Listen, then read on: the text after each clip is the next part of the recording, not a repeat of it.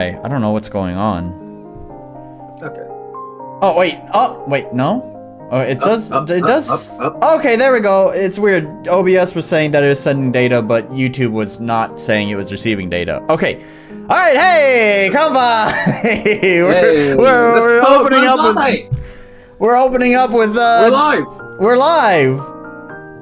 Woohoo! And well, we're it's not live for me yet, but... it takes a little while. There's always a delay, and we're starting off with technical difficulties. Hey. We have Ernest face reveal, but it only shows up sometimes. Oh, you have a drink. What are you drinking there? I'm drinking Jack and Coke. Yep. Fair. A classic. Okay, first of all, let's make Ernest's camera a little bit bigger now that that joke is over. Sorry, I spoiled that before you started stream.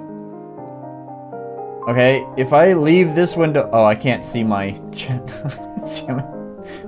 Wait, let's leave that window there. Okay. So far, OBS has not dropped your camera feed. We have a face reveal of Ernest. It's this side. There we go. Whoa! He's over here. Face reveal. Wow. Yay! So we finally get to see the face of Mr. Ernest, our third-time guest. Yay! Have confidence. Have confidence. That's why he's here. How's my Fidel voice went? How's my Fidel voice go? You have to pretend like you're Toad from Mario. Yeah, you must be doing it right because Discord hates it. This guy's not picking up. Fair enough. Okay, so what we're doing today is I'm playing Mr. Ernest's game again. Oh, you're right, Warzak. I haven't pinged Orc. Do you want to do it? I don't know if he's interested. I have to say, you've kind of fallen out of favor among my closest group of people. Oh no. Oh no, they're not as excited to have you on anymore. I'm sorry, guys. Yeah, it's I shouldn't okay. have shown my face here. No. Shouldn't be showing my face. It's fine. They can fucking deal with it. I don't give a shit. What a bunch of assholes. Anyways. So I'm gonna play Ernest's game. He did me the favor of playing my game and doing voice acting for it. I don't know if I can do as nice of a voice acting job for Pry Into the Void. I did. You just got me happy. I'll just have to practice my Toad. So obviously I played Pry Into the Void before. I think that was back in May. In fact, actually, I know it was May because, or no, it must have been before May because I just uploaded the May 2024 Indie Games movie or whatever, and you commented on it saying that most of the video is just you. Yeah, I was skipping through just seeing like what is in it, and it was just me for like at least half of it. Yeah, so, well, we had our little interview after I played the demo, so it might have been in April when I played the demo. Yeah. The previous demo. As you've mentioned before, that demo was actually like built for like a convention, right? And you only had like, it had to be playable within like 15 minutes or something, or the playtime was 15 minutes or something. I originally made this demo like 2 hours long, and then I was told, oh no, cut it back. And then for this convention, I made it 15 minutes, and then I changed it so that it was like a 2-hour-long demo, and then they were like, that's too long, and then we changed it to about an hour. Okay. So I've tacked on like extra story and stuff now. So okay. I get to see that. So, anyways, so this demo has been greatly updated. It's built on a much newer version of the game. Whatever I had played previously was like some really early stuff. And the engine too. Hopefully it shouldn't crash, otherwise I'm gonna tear my hair out. It didn't crash last time, so that would be a new addition. I think you had one crash. You had one crash. Did I? The first time you played it, yeah.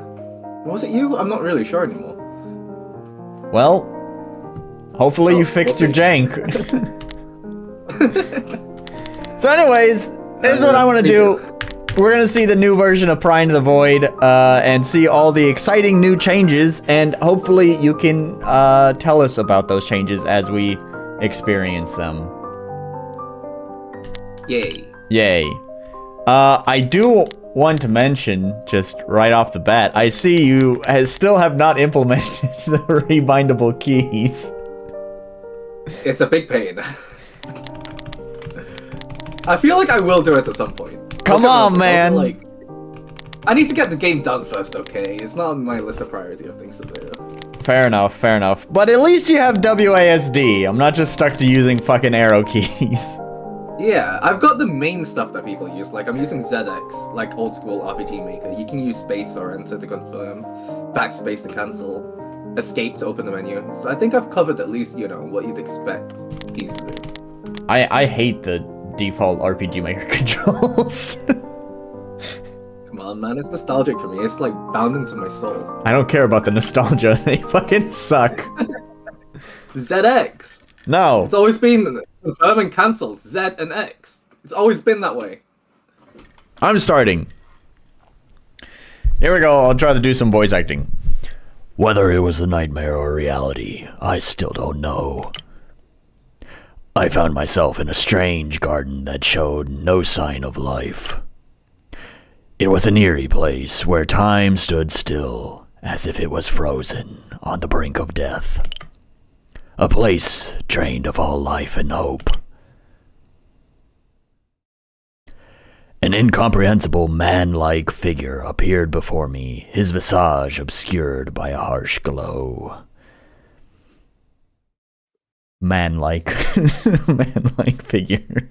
I don't know if you can see what I was doing there, but I hurt my neck a bit doing that. I didn't. I was leaning too far into the mic and into my main screen. I was doing the opposite, leaning back in amazement. Eyes wide open. The figure turned his head towards me and spoke. Welcome to the garden creation. Oh, wait, yeah. Welcome to the garden creation? I get it. Okay. Creation is being used as a noun here. Yeah, but he's calling you creation too, right? Yeah. Yep. So, I think it should technically be a capital C because it would be a proper noun. Would it? Yeah, well... Maybe it would make sense. It's just like... It would probably make sense. I'll change all instances of creation to capital C. I don't think it's... I mean, I'm not the fucking grammar Nazi here, but... Yeah. No, I do think... You're right. I'm changing it right now. You're changing it right now. Hot fixes. Right. I've got my game files open right now. I'm doing it right now. You probably won't get an update while you're playing the game, but... Are you sure about that? That sounds like a hotfix that needs to go out right away. Fix those C's now. You know, I once made a fan game where a streamer played the fan game on stream, and stuff went wrong. So I ended up hopping in, changing things live, uploading an update to Newgrounds live, and then I got praised for being better than Blizzard. Well, it depends on which Blizzard you're talking about, because modern Blizzard, that doesn't seem too hard. I mean, it was like last time you were on stream when I was playing Mr. Orc's game, where he was in chat and we came across like 2 soft locks and he was there patching shit for us while we were playing. Anyways, okay. Fate has brought you here for an important purpose. Meet me at the Tree of Ended Growth. There I shall show you the truth of the world. And with that, the figure faded away. I suppose I should really be doing 2 different voices, because I think one is the main character's voice whose name is Joseph. I know that. And then there's the man-like figure. I took no time to ponder the meaning of his words. In a trance, I took the message to heart and began to search the garden to meet this strange being once more. Oh, once again? Whatever. Okay, so this so far is largely the same, I think. Yeah. Caca! And I've just changed every instance of lowercase creation to a capital case creation. I hope you didn't use creation in, like, a different way. Like... I'm gonna check through my changes in GitHub. Make sure I haven't messed anything up.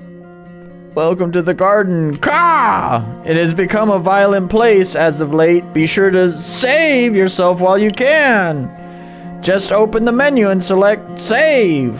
You can do it any place, anytime. Ka! Right on. We'll do that right now. Save. Yay. I can't use escape to exit? How can... Oh, I didn't think of that. Okay, I'll put that in right now. How can you have all the default RPG Maker controls except for escape? Oh, you can escape to open the menu. I didn't realize you'd wanted to escape to exit the save menu. I'm doing that right now. That's a good idea. I use escape to exit every menu. It's escape the current menu, right? Actually, you know what? Turns out I did that at some point after this demo. It's already there. Oh, I'm not the first person to complain about it. Some kind of animal stood... Huh?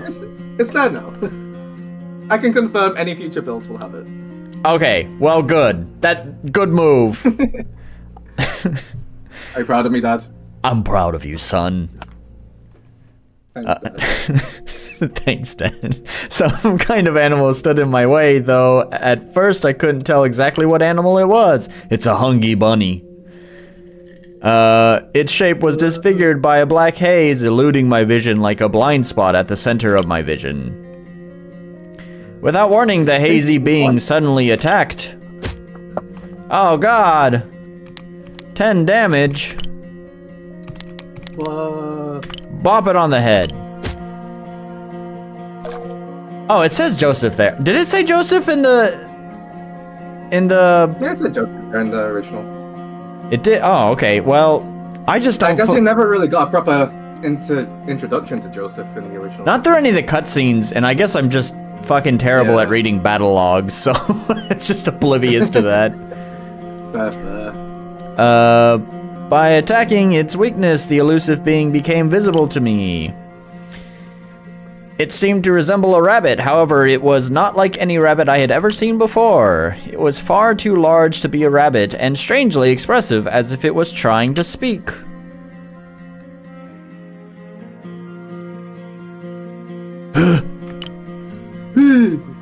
My eyes began to burn. Oh, wait, the more I looked at the rabbit, the more my eyes strained. I could feel them trying to escape their sockets. I began to see something within the rabbit, which clearly was not reality. It hurt so much, yet my gaze persevered. My gaze? My gaze. My gaze. My gaze. Oh, my gaze down at the bar. Oh, my gaze at the bar. Oh. They always tell me the Slay Queen. Okay. I actually want to add an animation there of like the eyes actually like doing stuff. Because right now he doesn't really have eyes, does he? So I'll probably do that at some point. What, Joseph? Yeah, I actually want to draw like an eye, like pulsating out of his eyes. Oh, I thought he was just supposed to be kind of faceless like that. I almost feel like giving him eyes would change his character. No, in that moment where, you know, it starts going red and his eyes start straining, I actually want to add an animation there. And I think I've put that off for a while. Okay. I actually wanted to have like a pulsing eye, just I see, okay. Looking really visceral. Time to pry. Prying into the void. Roll credits. Your child lies in a stroller before you. The child cries out for attention while onlookers stare at you. Yell at the child. Yell at it! No, attempt to soothe the child. I remember these choices. Child continues to cry at the top of their lungs. Onlookers continue to stare at you. Attempt to soothe it. Just keep repeating the same action. Just keep doing it. One of them approaches. The child's mother, your wife, finally arrives late from work. The child stops crying on the sight of its mother. You perceive. Why would you call it it? Is it not a human? I don't know. You don't have a... I don't know, the baby doesn't have a gender. I didn't give the baby a gender. So you use they, the... Wait, that is the... I was just trying to say duh. There's no alternative. Wait, what would you actually use? Clearly you're not woke enough. The sight of their mother. Wow. Yeah, sorry, I'm not woke. What a bigot. What a fucking bigot.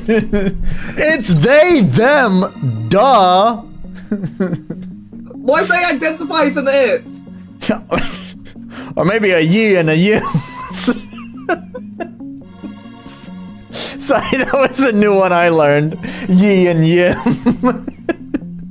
There's some wild ones. I don't know where they get them from. You're asking the wrong fella. Yeah. You proceed to enjoy the remainder of the day as family. Connection established. I got the Hungry Bunny. Hungry Bunny. Oh, it's the Fluffy Bunny. Oh no, the other one's the Hungry Bunny. Yeah, the other one's Hungry Bunny. Pain subsided and my vision returned to normal. For some reason, I thought the Hungry Bunny was Angie Bunny. You had the Hungry Bunny and Angie Bunny, but I guess not. Where's the Angie Bunny? We have an Ank Hen. You have an Angie Hen? It's Ank Hen. Maybe I should change it to Angie Hen. That sounds cuter. You gotta keep the naming consistent. You got Hungry Bunny and Angie Hen. As for the rabbit, it seemed to have had a change of heart. It gave a small nod and hopped to my side. We seemed to have gained some newfound understanding for each other. I felt grateful for any help or company I could get in this forsaken place. I didn't do my deep voice. Oh well. It's okay. It's talking as Joseph. Maybe that is his voice. He's just happy-go-lucky. I guess so. I want to turn the music volume down a little bit. Something you complained about in the original demo was you getting caught in corners. And can you see that tile walking assist option? Oh, yeah. Tile walking I'd like assist. to test it out. So it like, says just it's... walk around, try and get caught in corners if you can.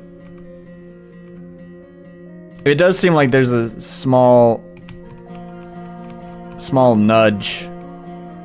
Yeah, it's interesting because I was playing around with a pixel movement plugin for my game, and actually, so it kind of naturally gets around this with that pixel movement plugin because it adds like a circular hitbox to the player, so it naturally like wants to like move around corners. So yeah. I don't know if that's how you handled it. What I have it now, since this demo, I've made it so that it actually, when you bump into things, it will try and move you around them too.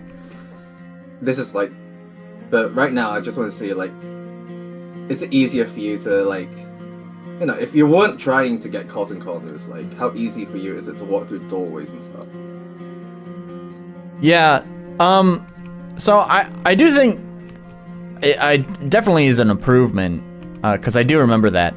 I will say, this is kind of minor in the grand scheme of things, but yeah, not necessarily that. I do think getting caught on geometry is minor, but it's also kind of an obnoxious minor thing. Like, it doesn't destroy the game, but it's really annoying when it does happen. And it happens a lot, doesn't it? So yeah, I don't know if I can eliminate that. So, I think since this demo, I might have done a better job. But I think one thing that kind of contributes to that as well is, at least with this zone, there's not a lot of contrast between like the playable area and the not playable area. Like, obviously you have the light tufts of grass here, but like if you look here where my mouse is, like the corner, I know it's here, but it kind of gets obscured.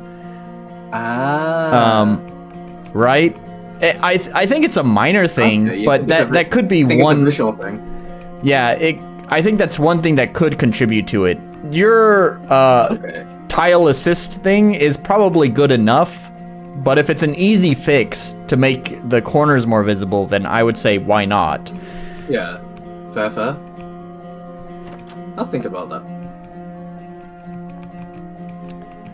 So, let's see. All right, the flowers are also like treasure chests too. I forgot about that. Yeah. I haven't been touching them. Oh, this is the challenges. Like battle pass thing you're talking about last time. Yeah. Defeat with one attack. Probably not going to achieve that. You might need to escape. Oh, do I need to? Oh, well, my health is low. I'm probably gonna die.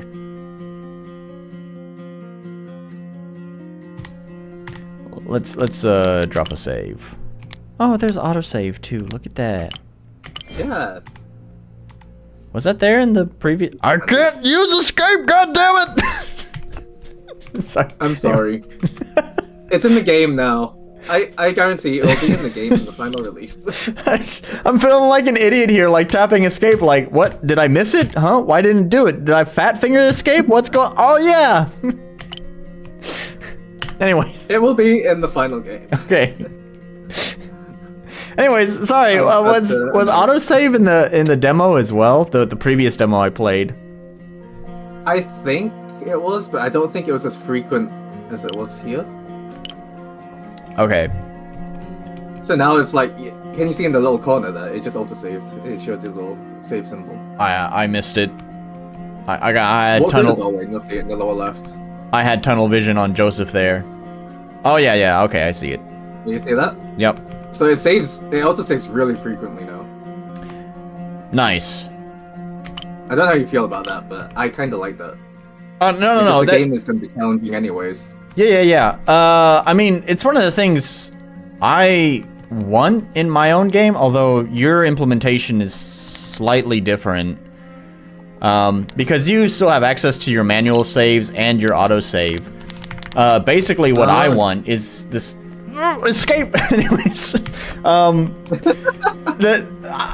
want my game to save frequently as well, but I want it to constantly overwrite the save, so you don't have your time traveling powers. You got backtrack. Yeah. Caw, heed my words. The flowers are very generous to poor souls. Caw. I feel like it should speak in poems. But I'll consider that. But also, my mind has been on poems, considering I just finished a whole fucking game jam that was just written in poems. Oh wow. You were there in my last stream, right? You watched me play my game jam game, right? Yeah. Yeah. You also posted it in my Discord. Yes, I did. Did you play it? I haven't had the time to, but I'd like to. You don't have to play. But you're do a stream about it. Do a stream together. It's not that long. Is it long enough? No, it's like 15 minutes at best. Fair enough. I mean, I kind of extended out. There's sort of like a hidden Easter egg in it where there's technically a game over state, but it's more like an Easter egg. If you keep, because it saves, like, basically it only asks you to play through the game once, but if you want to get the true ending, you need to play through it multiple times. But if you play through it more than I think it's like more than 5 times, the character is just like, why are you here again? Go away! And then it just resets your progress. It's, I don't know, something stupid I just threw in.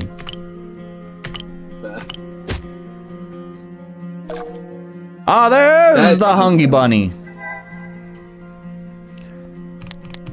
I'm going to pry into your soul. after I defend. There you go. There. Let me see what is inside your mind. A hooded teen stands before you. He seems to be suspiciously wary of you. You notice that your wallet is missing. Hey, I know you've got my wallet. I don't remember my choice. I know you still want to be nice to him because he's stealing because he needs money or whatever, down on his luck. But I don't remember. These early ones, you want to be nice. I think you learn to become a bit of an asshole with the later ones. I do recall one of the things that I liked, at least with some of these little short scenarios, is that it was always, I don't know how to put it, very real. Too real, where it's like you said the right thing and the person accepted it, but it didn't change the fact that reality just happens. It's not the happy end, but at least we can just move forward. Yeah. I think... What's up, kid? Nothing. Here, take a dewdrop. Thank you. To be honest, I have your wallet. I was going to use the money to buy food for me and my sister. My dad is locked up and my mom is always drinking. I feel bad because you were kind to me. I'm so sorry for stealing from you. Teen hands you back your wallet. I'll be sure to share the food with my sister. Thank you so much. Now I have... Here's a thought. If you refuse to give him a dewdrop, what if you lost all your money? It's still early game, so you wouldn't have much money. Yeah, do I have any money? I was gonna ask that. Oh yeah, you get a bit after every battle. Okay. You'll see in a moment. You probably already know the answer to that, because you're the one who always asks these questions and seems to know players' response to that.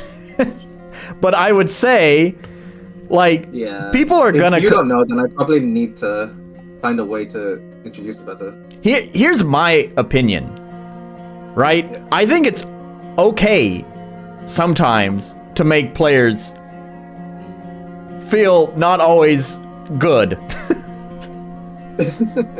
I mean, we have plenty of games that do that too, right? Like, I think there's plenty of artistic examples of where the game is still a good game, but it's not always fun. You want people to suffer sometimes. Yeah. The thing is, it's like the highs feel higher when there are lows, and that kind of goes for everything. So it kind of gives you a contrast, right? I mean, lows are great too. Like, as much as I hate being crit by an enemy, it feels good somehow. Being crit by an enemy, being like, what the hell? Well, because suddenly, now you have to change your strategy, right? Now you might have seen like the path forward is like, oh, I'll just keep repeating this, this set of actions or whatever, and then you hit that crit, and now you're in critical conditions. Now it's like, no, I need to change up my strategy for just a moment to kind of recover, right? Yeah. So I would say, here's my thing. If you want to steal the money, like, that's totally something I would probably do. There's one thing I personally think is, like, I think that's good. First of all, if later in the game, I don't know, more of these pries into the voids, have some sort of consequence for the negative choice, then that would kind of set precedent. Like, hey, the choices you make here are meaningful. Like, if you say the wrong thing, then there could be a consequence for that. I would say, though, you probably already know this, too, is that people always hate having things taken away from them. So if you just take money, I can guarantee you there will be people who will complain about it, even if they just lost 2 fucking coins. They'd be like, no, fucking dare you! I think at least this is early game. I think it would be acceptable. I think so too. The loss wouldn't be too big. I mean, honestly, for me, I didn't even realize I had money. There might be plenty of people who it's like it says all your money was stolen, and they'll be like, "What money?" See, you received 0 from that because you didn't kill anything. Oh, I didn't have any money then because I haven't killed anything yet. I got the Fluffy Bunny and Hungry Bunny. So here's another thing is. Oh. Here's another thing is maybe that scenario, or at least the Hungry Bunny, maybe you want to just push a little bit later, just like maybe 1 or 2 rooms. It could still be in the level, right? But just a couple of rooms later, and I don't know, have like some sort of, I don't know, I would set up some sort of situation where the player knows that they have money. Like, the most immediate thought is have like some sort of vendor or something that's just like, what do you want to buy? And then they can be like, oh, I do have some money. And then they go to the next room and there's the Hungry Bunny. And then and then they face the Hungry Bunny and then, oh God, I lost all my money. I don't know. Unfortunately, the vendor doesn't get introduced until you're actually once you actually go into the void. Okay. So, well, I mean, I was just like saying like vendor because that's the most obvious answer. It could literally be anything else. It could be like the crow and just be like, I see something shiny in your pocket. Yeah. Will you give me those shinies in your pocket? Yeah. I don't know. Something I've just thought about is that it doesn't actually show you how much you have in the end after the battle. So I was thinking maybe I should have like a count up from showing you how much your EXP and money you actually gained. Right. So, I don't know, maybe that's something that needs to be done. Inflict soaked status. Do I have soaked? Not yet, right?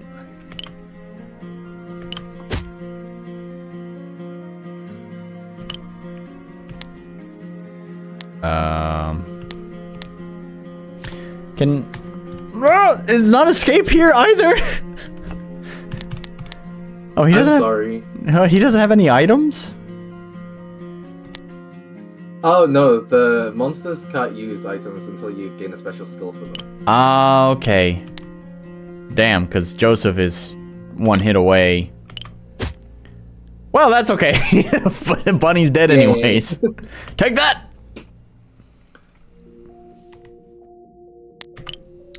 I don't remember if you said you're gonna do, like, some sort of, I don't know, Undertale style pacifist run or anything? Because, like, the monsters don't respawn, right? They don't. No, I don't think I'm doing a pacifist run. Okay, so there's no harm in me just fucking murdering just everything. Okay, good. Yeah, I'll do that. It's fine. Although, this one's gonna be rough. You don't have the skill yet to defeat this. Oh. I don't have this. Oh, I don't have the skill to reveal it. Yeah. Well, damn! You could try to, just brute force it with normal attacks, you could try. Yeah, that's okay. But since we've been through that in the original demo, I decided just to tell you. Yeah. Now you've got the skill. I wanna... Oh, I got the skill? Oh, okay. I was just gonna say, I kinda just wanna blow through all of this anyways, and just to see some of the new stuff. What is this? Yeah. It adds frost magic. Give it to the main guy. Yeah. Okay. Do you feel like the challenges add much so far, or do you think because you've not been able to? So you could probably do this one. Yeah. Without healing. The bonus meat. But you'd have to kill it to get that reward. To be honest, like, it's really hard to say. It's kind of, it's so early. Oh, damn. Yeah. Fluffy Bunny's dead. I know. Oh, shit. You got the bonus mina. Well, hooray. I just fucking obliterated him. Hey. Wait, there's another one back here. They just stay revealed now, right? Oh, do I need to revive Fluffy Bunny? Yeah. Come back to life. Bring me back to life. Wake me up. Wake me up inside. Can't wake up. Wake me up inside. Did you kill my Fluffy Bunny again? Stop killing my Fluffy Bunny. Leave him alone. Okay, well. Oh, you can kill it for revenge. Nope. I'm gonna pry into his soul. A young man stands before you, the expression on his face worn and lifeless. Hey man, I haven't told you yet, but I'm thinking of dropping out. Hey, this is the scenario I was talking about, where it's like he's thinking about dropping out, and it's like you can tell him all the right things, and it's like you say the right things, but in the end he's still it's still what he fails, flunks school or something. I don't remember. Yeah.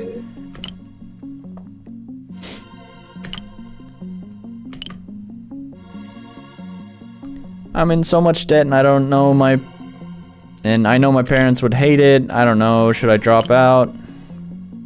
Let's stuff it out together. Fortunately, under all the pressure of the exams, he drops out at the very end. But after all that, he remembers and appreciates how you supported him until the end. Yeah, that's what I was talking about. It's like, you know, it's not the fairy tale ending, but that's kind of how life tends to go. Yeah.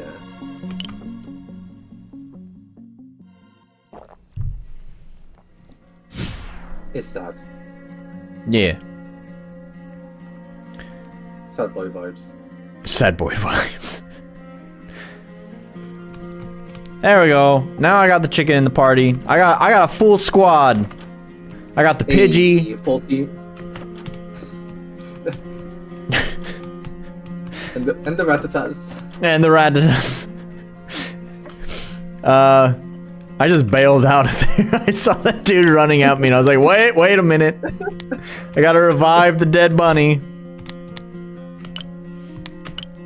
Have you thought about adding like a name system to like nickname your monsters? It's a pain.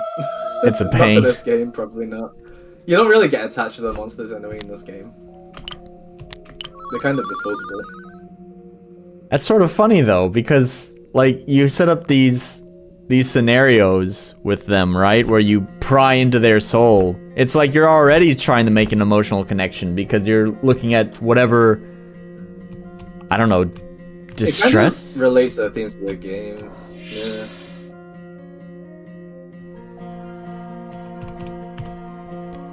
Everyone's got their issues, and then everyone's a bit disposable. I guess so. I forgot what the challenge was. I just read it and then it just like went in one ear and out the other. I guess in one eye and out the other eye. I've noticed that like the more you play, the more you can sort of like black that out. Yeah. I don't know, because it's the only way to grind for items as well. You don't get items from battles if you don't complete challenges. Yeah, I don't know if there's like Or you either. could buy an item. It would be nice if you could either just have some sort of small little UI thing, maybe like in this top right corner here, just a reminder text, or maybe you could even just have a menu, an additional menu down here that you could select just to like. Yeah. What was the challenge again? Space, well, I wasn't paying attention either. Probably says a lot about the mechanic, doesn't it? Yeah, I guess so. It was about inflicting. People liked it though. People I've like heard it. feedback that people liked it if they actually paid attention to it. I mean, I'm not. Like, if you were the type that actually paid attention to it, you'd like it. But maybe I just need to find a way to bring it to the forefront of people's minds. Yeah. Because if I put it in the top right, then it's gonna take up a lot of space. Like those battle challenges can get a bit wordy as well. Oh, Maybe that's okay. something that- Well, what I wasn't really saying is put the whole thing up there, but like if you, I don't know how many battle challenges you have, but if you like gave each one like a descriptive name, then eventually people would just learn that this name means that description, so they wouldn't need the whole description, they just need the name to remind them, right? So you could just put the name in the top right corner, like the Dewdrop Challenge or whatever. No, because some of them are specific, like defeat name of monster within 3 turns. Okay. Fair enough. So, yeah, I don't think I could boil that down to just like a tagline.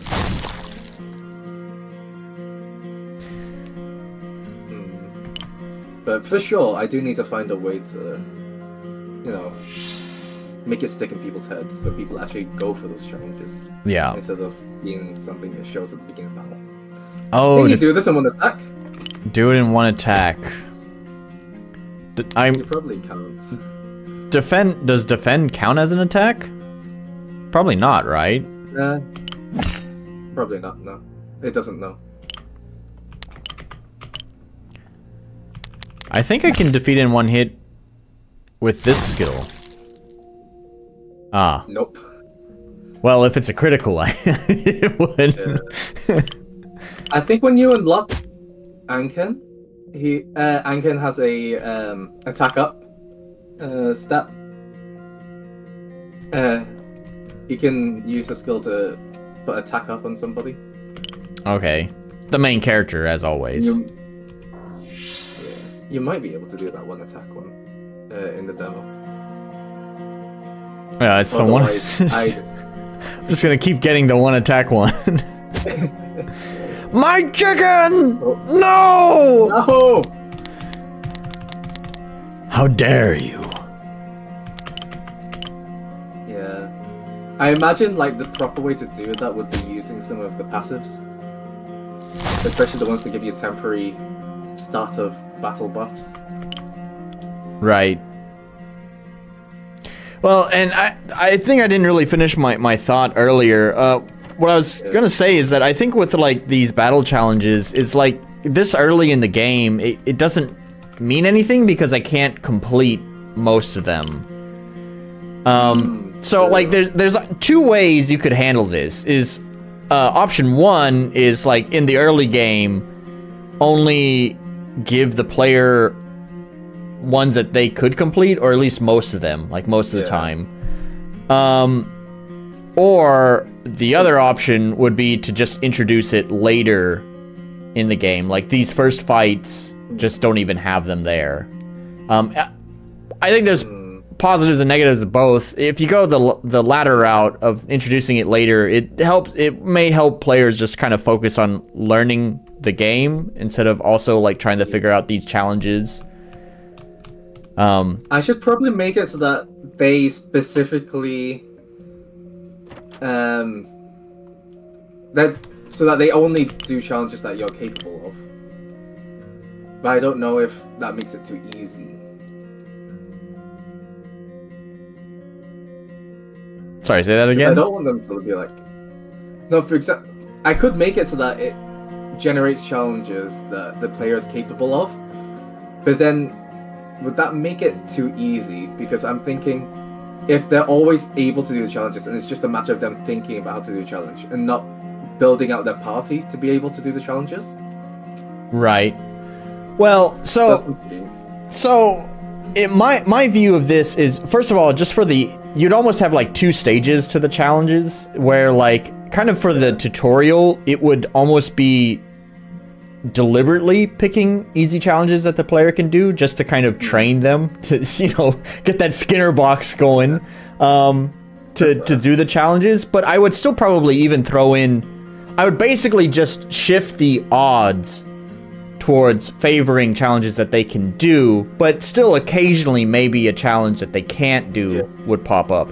And then after you get past like this whole beginning, then it could shift into like the second stage where it just becomes more, I don't know, normal. That makes a lot of sense. That could possibly be done. Yeah. Stows the aqua skill to skill Tubi. Tubi. To be or not to be. Who gets Tubi? Hungry bunny. The dead chicken? We'll give it a dead. Just throwing one out. Yeah, that's fine. Dead chicken. Wind skill as well, though. You can do both. But damn it. Oh.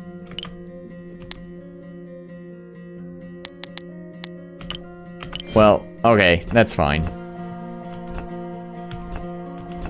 We could have just made the most powerful chicken in the universe. Just put it all in the chicken. I forgot to revive him! All that menu! I went to the menu to revive him in the first place, but then I got distracted with equipping the skills. Wanna try and go for this one? Oh, I missed it. What was it? Inflict the frozen status effect. Oh, okay. Alright. With luck. If you get lucky. Well, see, even some of these challenges, right? Like, some of them are just based on luck, too. Like, even if you know what to do, it's not a guarantee that you'll get them. So I think it's still okay, like, to give challenges that the players can do at the start. Because it's not like... It doesn't... I mean, it can force them into just doing one action, but it's still very luck dependent. I think at least for the beginning, it's fine, huh? Yeah. Which I will say... once we get into... I've had my experience with luck and how real luck kind of fucking sucks in games, so I don't know, you might get people who get really fucking pissed off if a lot of the challenges are just luck-based. Yeah. There are ways to increase the luck, though, as well. Like, frozen is something you can increase by increasing your frozen affinity. Okay. You have frost affinity? Yeah. There are ways to battle the odds later in the game. I do think a lot of these challenges are made for later in the game, but maybe that's something I need to think about more for the early game. Right. And like you said for sure, like, at least in this beginning section, mainly do ones that the player is actually capable of. Might help introduce the mechanic better. Yeah. The other thing I'm also seeing is, I might be able to do that one. As you said, like, this is kind of the main way of getting item drops. I don't know if you've tuned the balance at all since the previous demo. I don't remember it being this hard. I don't remember having my characters die so frequently. Oh yeah, I made the enemy smarter. Okay, so yeah, so especially at the beginning, like, I don't know. I kind of likes that. People actually likes that. Your monsters die in the tutorial section. I mean, I guess you're right. I mean, there's a reason why, like, challenging games like Dark Souls are popular. So, like, of course there are people who like that. Yeah. So, I guess it's a matter of philosophy here. In my mind, it's like there's a benefit to if it feels like the game is impossible or really difficult at the start, I don't know, part of me starts to think, well, if it's difficult now, I can't wait until later when it's just fucking impossible. So to me, it kind of gives, like, it makes me feel kind of hopeless for my ability to succeed with the game in the future. But by having the challenges be more doable at the start, it just kind of naturally means the player will be flush with more items, right? So it would kind of take the edge off the challenge. Yeah. I'm thinking at least for the start of the game, I could make the challenges easier. I won't make the monsters easier, because I kind of like them being able to kill your monsters, especially with both your bunnies being weak to just normal physical attacks. Yeah. It's kind of fun watching them die. Watching the bunnies die. Yeah. Oh, this is a new enemy too, I just realized that. Is it weak to water? Is it weak to well? Yes, but I also fucking killed it.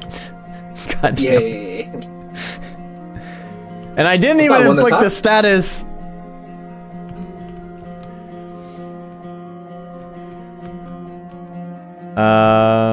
Is there gonna be another one? Do these hands have another one? You can No. see. It's a bunny. It's a bunny.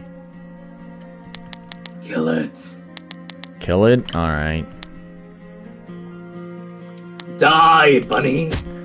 Die, bunny! Didn't even get a chance to attack. See. Are all of these gonna be hungry bunnies? No. That's a Duncan. Finish battle without healing? I can do that, but that only gives bonus XP. Oh god! What is he weak to?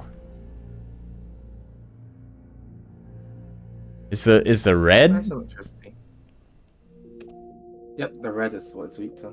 Okay. And just bop it on the head. Like, yeah. Not enough SP! And then just keep punching it. Punch the chicken. Brute force, just beat it to death. Hooray! You did it! I can do that one. Did you get a level up? Not yet.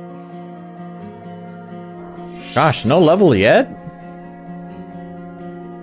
You kind of feel like I gotta grind now. Oh, I didn't read the challenge. Damn it. You might need to give Joseph some SP. No, this is a 0 SP run. Damn!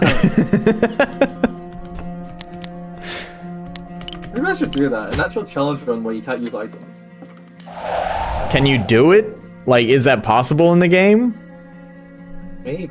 I could try having a challenge, like during a boss battle, complete the battle without using items. That could be a battle challenge.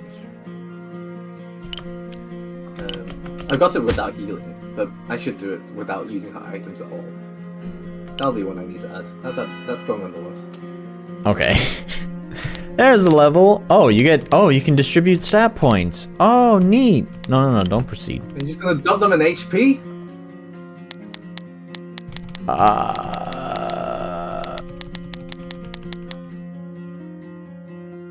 What is magic? For your magic skills? Just anything that's not physical? Oh, okay. But is your basic attack the only skill that uses attack? No, there's more. Appetite skills use your attack stat. Appetite? You'll get introduced to them later Okay. in the game, not in this demo. So I don't remember if I even leveled up in the previous demo, but I certainly don't recall stat distribution. I think stat distribution might be a new thing. I don't think it was in the previous demo. Okay, so...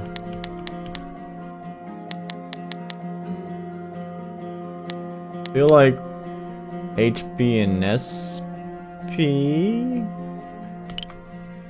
Maybe? Sure.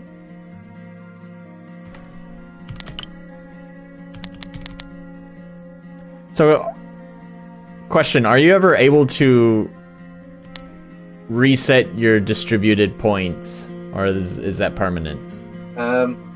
Not currently, but I need to figure out a way to do that. I only... Oh! Because the game doesn't actually... Right now, the game doesn't, like, separate your, added stats, your distributed stats to your base stats. Okay. They're kind of just all the same right now, so I need to figure out a way to do that. Okay, because that's something I've kind of wrestled with, because that's one thing I've talked about, I think I told you last time, I don't know if you remember, is one of the things I wanted to do is kind of like a stat distribution thing in Fidel. But one thing I've wrestled with is whether I want to let players reset their stat points or not. I think it's handy, but I think with I could probably get away with not doing it because Prime to the Void is about like a 10 to 15 hour game. It's not going to be a 60-hour game. And I think with your AAA JRPGs, you'll often hit a point where I've been playing this game so long, I want to change things up. You might want to redistribute points. Right. I feel like it might not be so important for a shorter game. But I don't know. We'll see what people want. It's funny that you talk about changing stat distribution just to change up the game. I've never really thought about using stat distribution in that way, but I guess that seems like an ideal use case, is just changing stat distribution to just change your build style, your play style. Yeah, exactly. I've always thought of like stat point resets to basically undo mistakes. Like, oh, oops, this build is not working out. I need to undo it. Because when you start a game, you don't really know what everything does. You start making a build and you don't really understand it. Right. So you see what skills are available later in the game, things like that. So right. Maybe that'll be a reason why you'd want the skill reset. Yeah. The stat reset. So in the case of Fidel, and the reason why I've debated whether or not I want to do it or not is, I do want people to think it through, but on the other hand, the number of stats is very few. So it's kind of hard to go wrong placing a skill point anywhere, because there's only, in my game, there's only 4 stats. So it's like, it may not be the most ideal placement for your skill point, but it's not going to hurt you if you put it there, right? That's how I feel about Point to the Void. It's like, it doesn't really matter. Plus, Point to the Void is designed to be played multiple times. So maybe you'll just do something different the next run. It doesn't really matter. You'll probably still be able to get through the game, even if you lousily put your skill points everywhere. Yeah. Well, let me know what you decide on, because maybe I'll copy you. About this at some point. I'll probably figure it out. I could probably separate out the stats somehow so that I could reset them. Yeah. No, I can't leave my life here. I love you, but I don't think I can take long distance. I'm sorry, but either you leave this job or it's over. This move is a big opportunity for your career. What will you do? Oh, right, there's time choices. I'll stay with you! Trust me, as someone who's in the current process of woman hunting, it's not worth going back into the dating game. Never worth it. If you got a lady, do everything you can to keep her, because you do not want to be in the dating landscape in 2024. It sucks. It sucks. I like video games more. I like video games more. You play all your dating sims. How many waifus do you have? All of them. Actually, you know what? I know you have 100, because you said you're an ex-mobile game player. You're playing all those gacha games. You probably have all the Genshin Impact waifus. No, I play Hollow-Kill. The Hololive fan game. I've unlocked them all. Oh man. I like my VTubers. Here's my main one right here. I noticed, but I wasn't gonna say anything. I didn't know it was a VTuber, but I just noticed anime character. Oh man. Maybe a little parasocial. A little parasocial.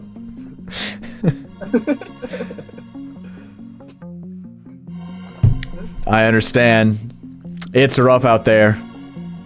Yeah. Now I will say, like, I dated for a bit. You start to realize that, I don't know. You start to feel like a commodity. Like, people are just trying to, you know, tick checkboxes and all that. You can actually get dates. I can't. I couldn't even get dates. I mean, I recently was using one of the popular dating apps here in Japan, and honestly, it made me fucking miserable. There are just so many ladies that I would match with, and then they would very quickly ghost me. Are you telling me that's all the sake I have in this? Oh my god, that's barely a sip. Okay, anyway, sorry. It's sake time. It is sake time. This is great sake vibes. Great sake vibes. These guys are talk. I mean, I have a beer here. It's not that much sake. It's just, I don't know, barely a sip, really. I don't know. You have to consider what makes you happy. And in the end, I just don't think that, having a woman in your life necessarily makes you happier. I'm a very horny man, so I need a woman in my life. Hey man, Nolan, you have so plans. I mean, I'm thankful that here we have prostitution and it's illegal, sort of. I mean, it's difficult to explain, but I don't want to have to pay for it every single fucking time. So... Fair enough. So... I would like to find me a beautiful woman. It's also nice to just have that, to feel loved by someone who's, by someone else, by someone of the opposite gender, or, sorry, I know you were talking about the gays earlier. The gays. So look, it's good to get attention from whatever gender it is that you want attention from. It's nice. It's a good feeling. I like that feeling. I like having that physical connection and just emotional connection with someone. So, I'm out there. I'm looking for a lovely lady, but it's tough, especially as a foreigner in Japan. They're all polite usually. But I really think that Japanese like to keep their bloodlines untainted, pure bloodlines. That must be difficult though for that. I get you, man. Yeah, I just got a message today from my best friend here, who is I mean, he grew up in Japan, but he's half Indian. I just got a message from him today saying that he got stood up by a girl. He's also been using the dating apps. I don't know the full story, but all I know is he had plans to meet a girl, and it sounds like that didn't happen for whatever reason. It's rough. Fair enough. It's rough. Yeah, I've chosen to exit the game. I understand. I have a lot of female friends, and that probably helps. But I just don't look for it anymore. Fair enough. It's okay to be friend-zoned. It's okay to have female friends. Yeah. I'm not disagreeing. I mean, I have plenty of friends that are girls as well. Yeah. I don't remember where I was going with that. I don't know. It's with me. It's part of it is like I don't want to be 40 and unmarried basically. And now I just turned 32. My birthday was a couple of weeks ago. I'm the big 3-2 now. So that's 8 years. So you're all thinking, it's 8 years. It's plenty of time. No, it's not.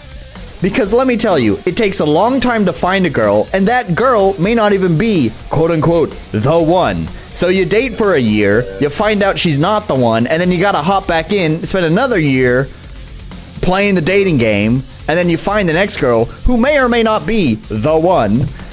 And so I know it sounds like 8 years, that's a lot of time, but best case scenario, that's 4 girls. But it's not gonna play out that way. I guess maybe, I don't know. I don't know how I'll feel when I'm 32. I'm still 26. So See? That might be a factor. See, you and my friend, the friend that I was just talking about, right? He's 28, so he's only a couple of years older than you.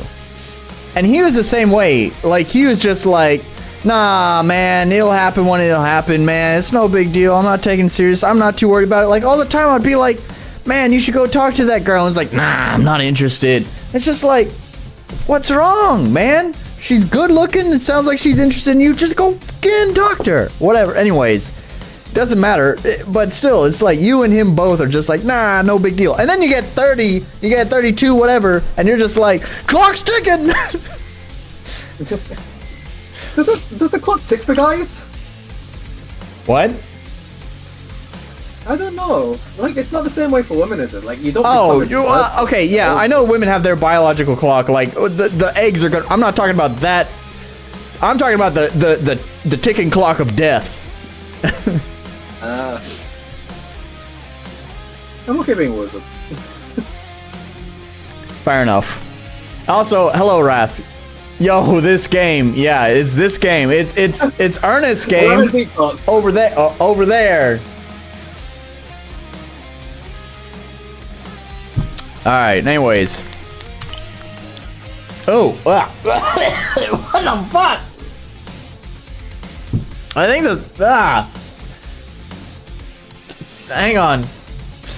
you jam out for a second. God, what the fuck? Okay. The sake. Yeah.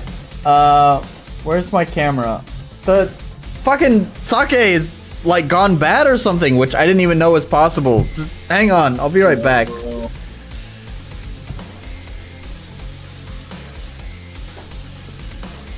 it's final! Hi, final! I think Nolan's dead, guys.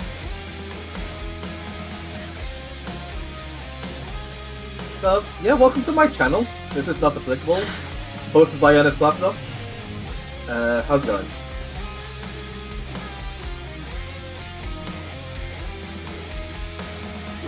Ugh, I'll probably just skip on this sake. Holy shit. Damn. What did you do to spill it on yourself? Huh?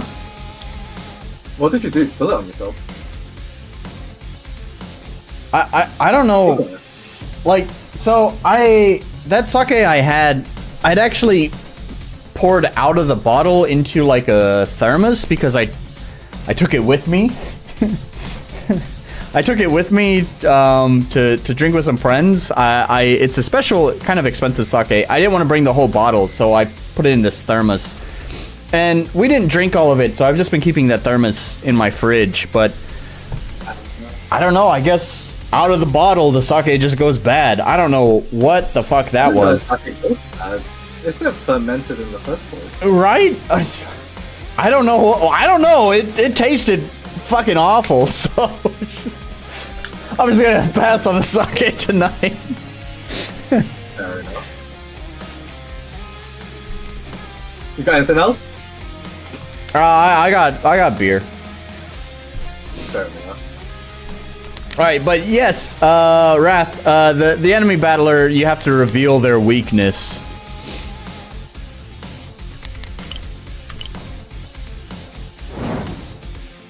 Oh, we back. Yeah, we're back.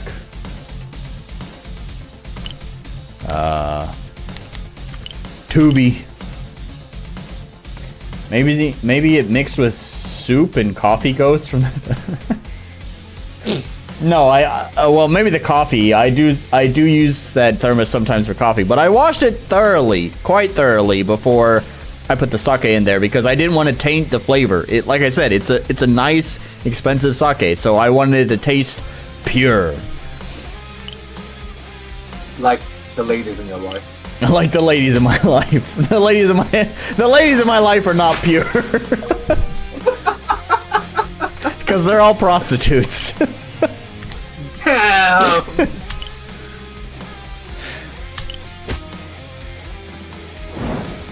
Oh God, Joseph! Heal yourself, Joseph. There we go, uncovered. And soaked. This dude's kind of ruthless.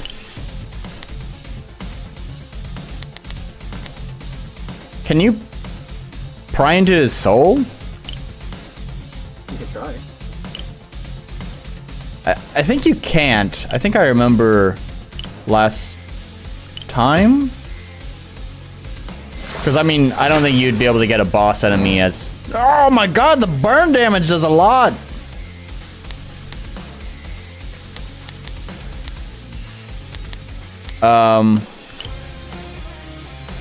See, I can't even try because the burn damage is gonna kill me. I just have to sit here just healing. All your attack skills are in Duncan, though, right? Wait, sorry, can you say that again? All your attack skills are in Duncan, though, right? But this is enemy. Wait, what? All the skills that this enemy's weak to are in Duncan. Yeah. I guess so. Doesn't Duncan have affinity to harm? Oh, it's only 2B. You've got Han and Duncan as well, right? It's weak to Han.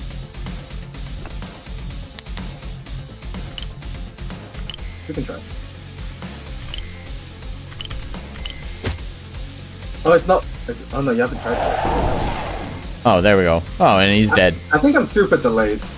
I think I'm super delayed on stream. Probably. I recognize you as worthy to stand. Oh, I won the battle in 3 rounds. Wow, that's kind of impressive.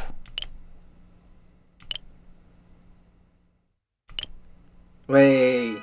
Oh, No, my bunny and my Dumpkin leveled up. Hey. Oh, I forgot. You're streaming through Discord. I've been watching it on my tablet this entire time. What are you doing, you fool? I streamed it on Discord specifically for you. There we go. I'm watching in real time again. There you go.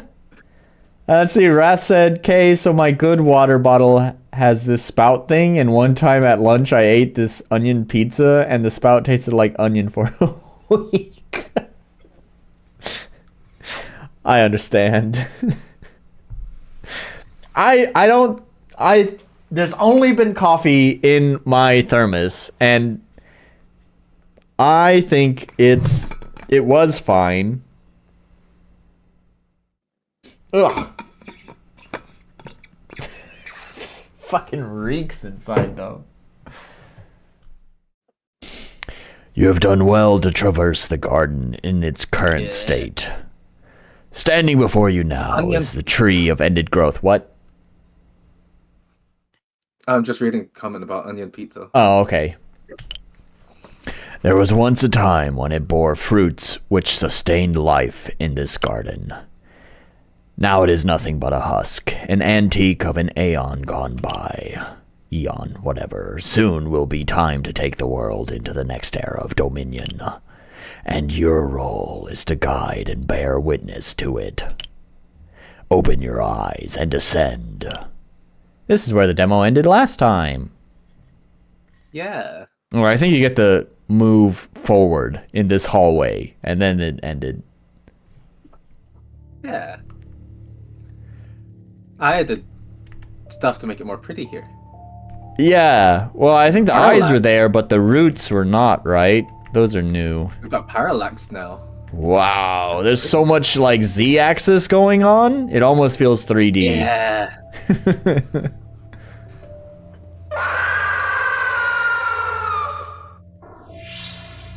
You know what? I would drink onion. What, y'all wouldn't drink? What, y'all wouldn't drink onion water? I'll probably pass. Defend, Dumpkin! Defend yourself!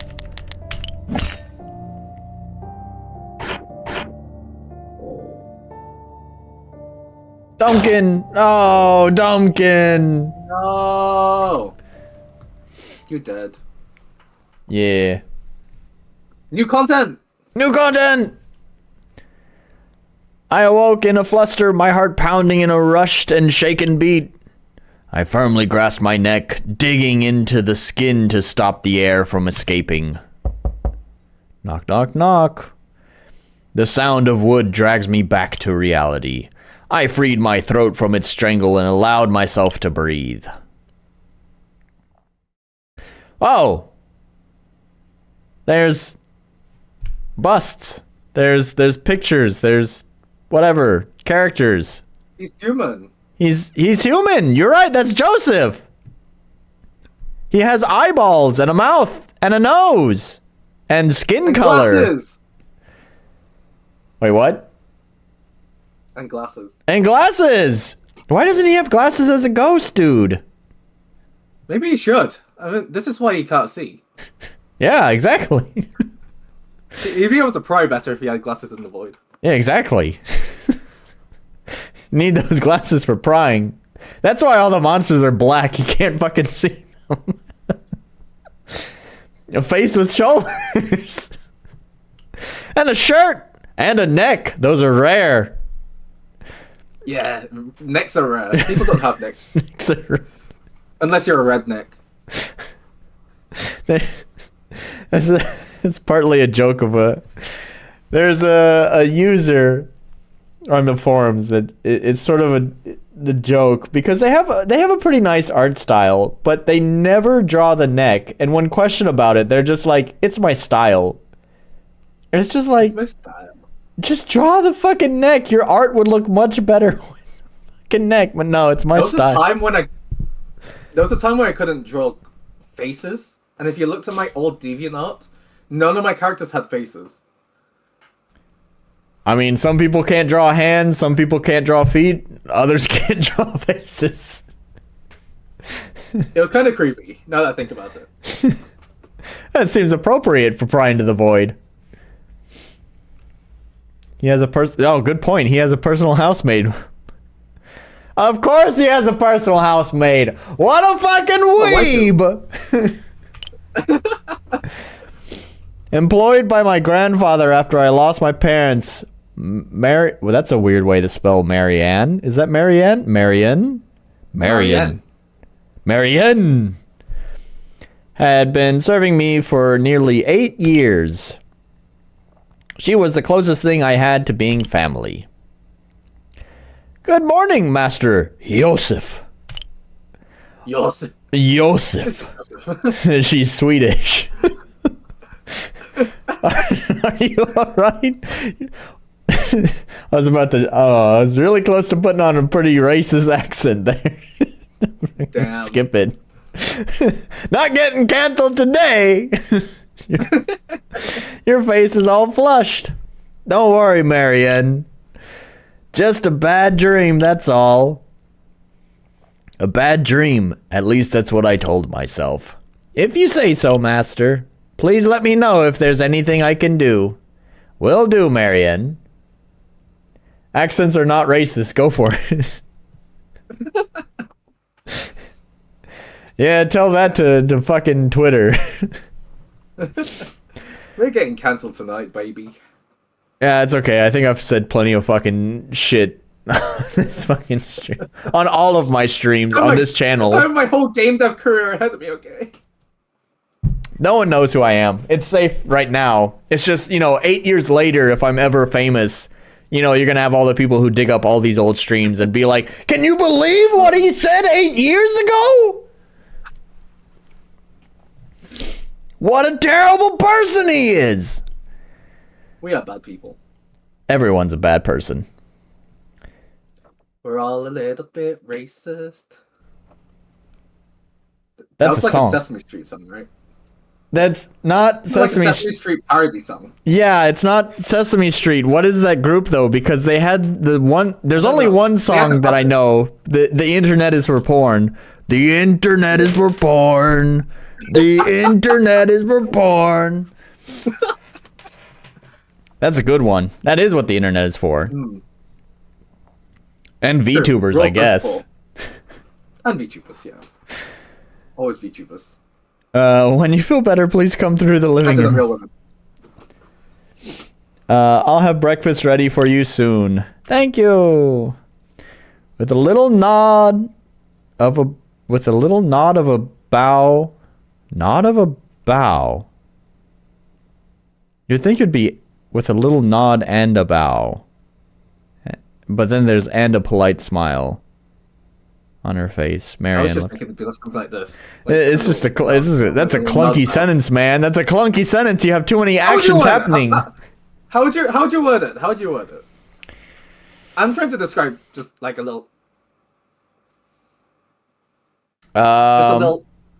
rather than just saying the smile itself, you could just use an adjective that would imply it. So you could say, with delight, she gave a little nod and a bow, then left the room. I'm putting this on the list of things to reword. Just a moment. So, with delight would describe her mood. It doesn't explicitly say a smile. So if the smile is important, then obviously, I don't know, that sentence wouldn't work. But if the smile is not super important, then saying with delight sort of implies a smile. Just nodding forever. Delight sounds a bit intense, though. It sounds like she's actually just like super. Oh, well, you could use a different adjective.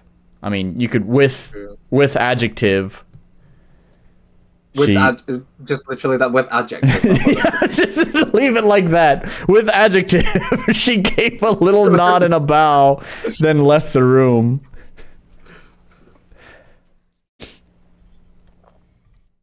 I mean, these grammar things and sentence structure things. I don't know. Like, to me, I don't give a shit at all. I know there's some people who would just like, I don't know, chew this up. But also those people, I don't know if they're the ones who would be playing this game either. So I don't know. It's worth doing if it's easy to fix, but it's also not something worth stressing about, in my opinion. She nodded as she walked out of the door and out of my life. Like every woman. Thank you, Wrath. I took a couple more breaths to regain my composure and calm my beating heart. He's in love with Marianne. I didn't know this was gonna be dating. Yeah, a visual novel dating game, guys. dating sim. Oh yeah, I can imagine it now. Like now is when the fucking like bubbly anime music kicks in and like the colors go all super saturated. Now it's all about courting Marianne and the other harem. My dude going to spend 20 minutes on every text box analyzing it. Bro, were you not here when we played Fiddle together and we were like stuck in the same cutscene for like a fucking hour just talking bullshit? We did. We go on tangents a lot, don't we? Yeah, that's fine. See, this is why my viewership just goes down when you're here. No one wants tangents. But I'm having fun, so fuck all of those guys. They're assholes. Yeah, okay, we're having a good time. We're having a good time. Who gives a crap? Yeah, well, personal made 8 years, closest thing to family, but yet is not family, so no problem. Hello? Yeah, exactly. Ooh. Incest? No. Sounds like... Incest is win? Sounds like Joseph needs to bring his A game. Hey. I'm not hating. You're always here, Raph. It's a maid. It's not like you're committing actual incest. Well, that's what Orzak is. Oh, sorry, that's what Canned Dinosaur is saying. It's not incest. Might know each other for a long time, but there's no genetic problems. Is that there's like kink to the like. It's like stepmother, right? It's not incest, but there's still like a kink there. You know what I mean? Yeah. I think that's what they're trying to get at. But you don't really have that with a maid. No, I mean... I don't know. I don't know. Why are we doing this? Why are we having this discussion? You tell me. Marion brings out the man in Joseph. That's right, where's that? With my mind cleared and breath steady, I followed after Marion into the living room.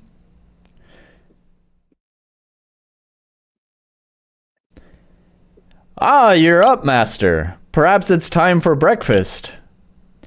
What have you prepared today, Marianne? And a woman who can cook. I mean, you would hope so. She is a maid after all, but still. Marry this woman. Come look, master. Marion beckoned me over to the table with a suspicious smile. Even so... Oh no. Where is this going? Even so, I followed her instructions, but as I approached the table... The lights turn off and the blinders shut closed. She stabs me in the back like every fucking woman. Oh!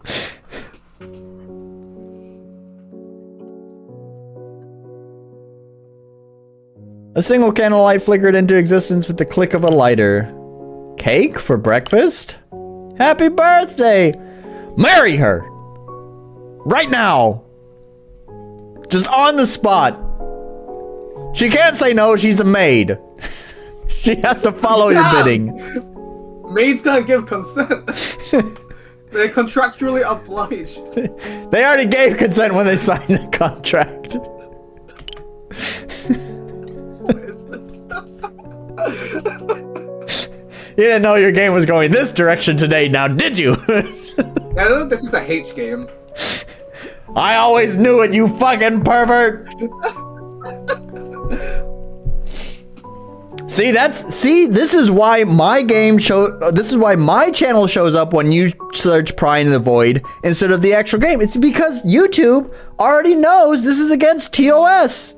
They don't want to promote it. Damn. So we still dreaming, right? I don't know. Cake is fine for breakfast one day in the year, right? In truth, I hadn't even known it was my birthday that day. It seemed Marianne was the only one keeping track anymore. A quick count in my head reminded me that it was to be my 21 young man. Wow. I will say that's when I came up with the game idea. I'm 26 now. 5 years, huh? That's when I first came up with Prying to the Void. When you say came up with, what you mean just as an I idea? had several ideas for my game. I will say I started maybe like about 4 years ago, early 2021. That's when I went into like proper development of the game. But when I was like just formulating ideas, oh yeah. Like a lot of the emotions that went into this game are from when I was 21. That makes sense. So I had a good question, but now it's gone. What made you decide to make an H game? I'm a horny man.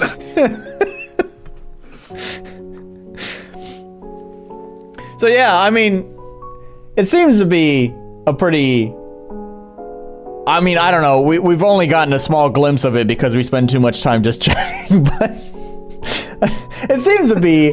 It gives vibes of a pretty emotional game. So I guess I should say, what was the original inspiration for Prying to the Void?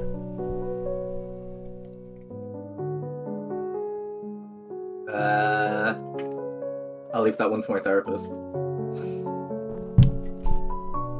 Come on, we're a friendly community.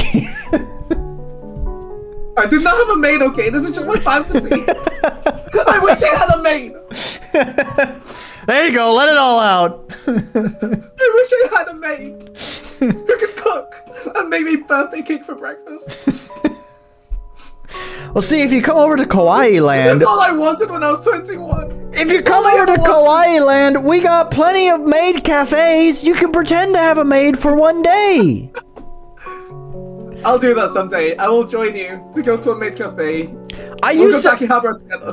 When Akihabara is too fucking far away. Also, your publisher is near is near me, so... Oh yeah, my publisher is based in Osaka. Yeah, which is Kansai, and I live in Kansai, so... Why would you fucking go to Tokyo? Tokyo sucks anyways. I've been there now. You got some good soap plants in Osaka. Wait, what? They got some good soap plants in Osaka. Yeah. In Osaka? Technically no. So it's interesting, actually. So, are we gonna? Gosh, are we gonna? Let me explain this on stream. Okay, so technically. I played Yakuza. Huh? Oh, you've played Yakuza. Okay. Yakuza. There are soap plants everywhere, right? Kobe. Kobe is technically Kansai. Kobe does have Soapland.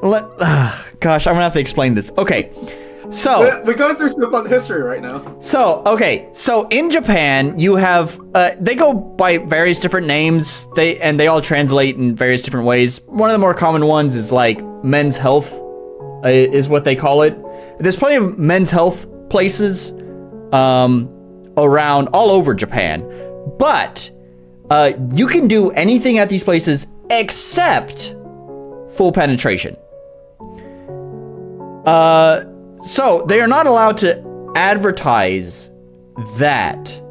There's only 2 prefectures in Japan where full penetration is still technically not legal, but it's prostitution that's not legal, but the full penetration is legal, which makes it weird, which allows for soaplands to exist because of this weird loophole gray area thing. And those 2 places are Kobe in Osaka, and yes, I used the word full penetration on purpose, and Hokkaido. Not just a tip. Tip is okay. Tip is okay. I use the word full penetration for a reason. The tip is okay. So that is okay. So all these men's health clinics that are across all over Japan, you can do any action together with the lady that you want, except for full penetration. Of course, it's consensual. Of course, you know, the lady has to agree, and you usually also have to pay extra depending on what it is exactly that you want. Money counts as consent, I suppose. Yeah, of course. However, I will also say that despite the fact that full penetration is illegal, however, there's nothing against just having sex with a girl that you just met. So, of course, if you go to one of these places and you only paid for up to a certain action... You pay for just a massage.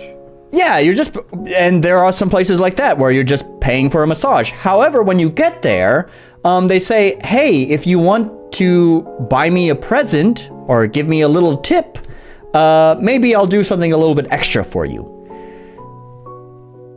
So, there you go. That's I was just joking, but thank you for the lesson. You're welcome. I'm glad I can teach you about this. Thank you. Well, I was just referencing Yakuza, but I know a lot now about Japanese soaplands. Thank you. Well, because the soaplands are the ones where you're allowed full penetration. So the reason I brought it up is because Osaka does not really have soaplands because full penetration is not allowed in Osaka. They can't advertise that. But Kobe, technically Hyogo Prefecture, and Hokkaido Prefecture,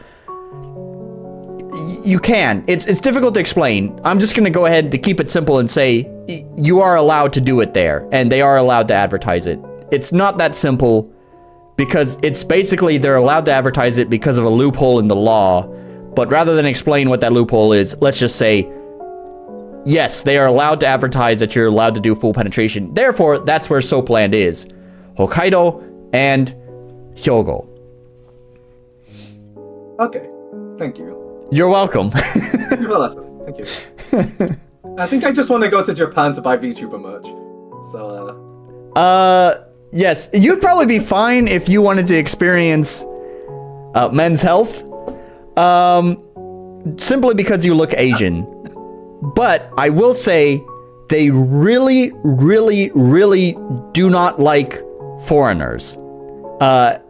Because I do have experience with these places, I can tell you it is always a real fucking pain in the ass to find a place that will let me go there. As soon as they find out I'm a foreigner, they usually cancel the reservation outright. Uh-oh. Yeah. This actually has to do with more of another problem of foreigners coming here, and I mean, there's various reasons. Japanese people, they don't want it to become like a tourist attraction like it is in other countries. Exactly. Yes. There's various reasons. I'm from the Philippines. Yeah. It's a big problem. Yeah. So they first of all, there's a slight racism to it, of course, keeping the bloodline pure and all that, whatever. There is, part of it is that they have had foreigners come over and they have let them, but then had trouble because I've heard plenty of stories of the foreigners just being terrible to the women. So there's that, and then also probably they don't appreciate the sex tourism, and so they don't really want to encourage that. So it's a complicated issue, but yeah, there's a number of reasons why that it's difficult as a foreigner to actually go to those places. Yeah. Well, my heart goes out to all the ladies out there. To all the ladies and all the polite foreigners who just want to get their rocks off. I guess they can go to Thailand instead or something. Man, that makes a hooker trip really expensive. It's already expensive just to spend a night, just to spend a couple of hours with a hooker. And then you're tacking on a whole hotel and plane flight on top of that? Oh my god, I'm not paying that much money for a hooker. Well, I've never tried. I don't know anything about this. But my heart goes out to all the guys out there. What a fucking stream this has been. I'll just stay home and watch VTubers. I'm good, thanks. Why don't we play a game? Wow, look at this game in front of me. We were just talking about maids. How did this tangent so badly?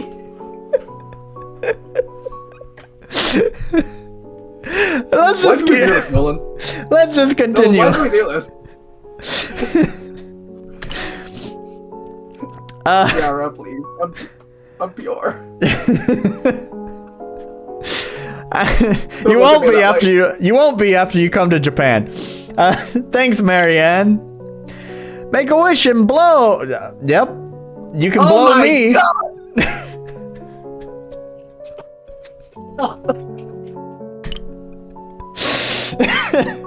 In embarrassment, I smiled at Marianne and leaned in to blow out the candle. I'm still wrong now. I need to rewrite everything now. You're gonna make me rewrite absolutely everything. Marianne prepared something for my birthday every year, but I had not enacted such a childish tradition for a long time. Without anything to wish for, I extinguished the light with a lengthy and gentle blow.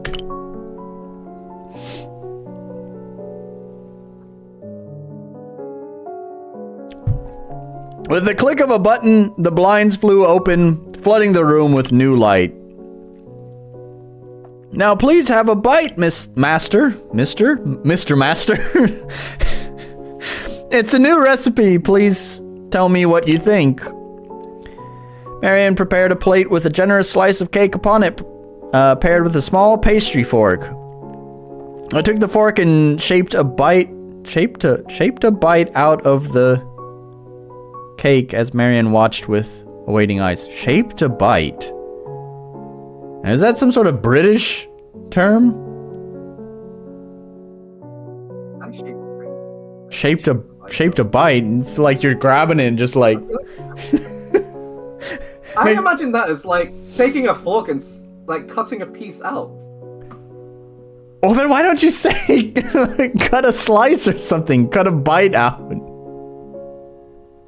I could change it to cut a bite out. Maybe that makes more sense. I think about it as shaping. I shaped it, okay. I shaped my cake good.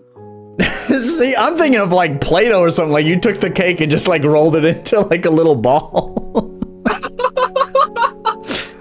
Okay, fine. Maybe cutting it would make more sense. I don't know. You British folk have some weird fucking language, so maybe it's a British thing. I need to rewrite everything now.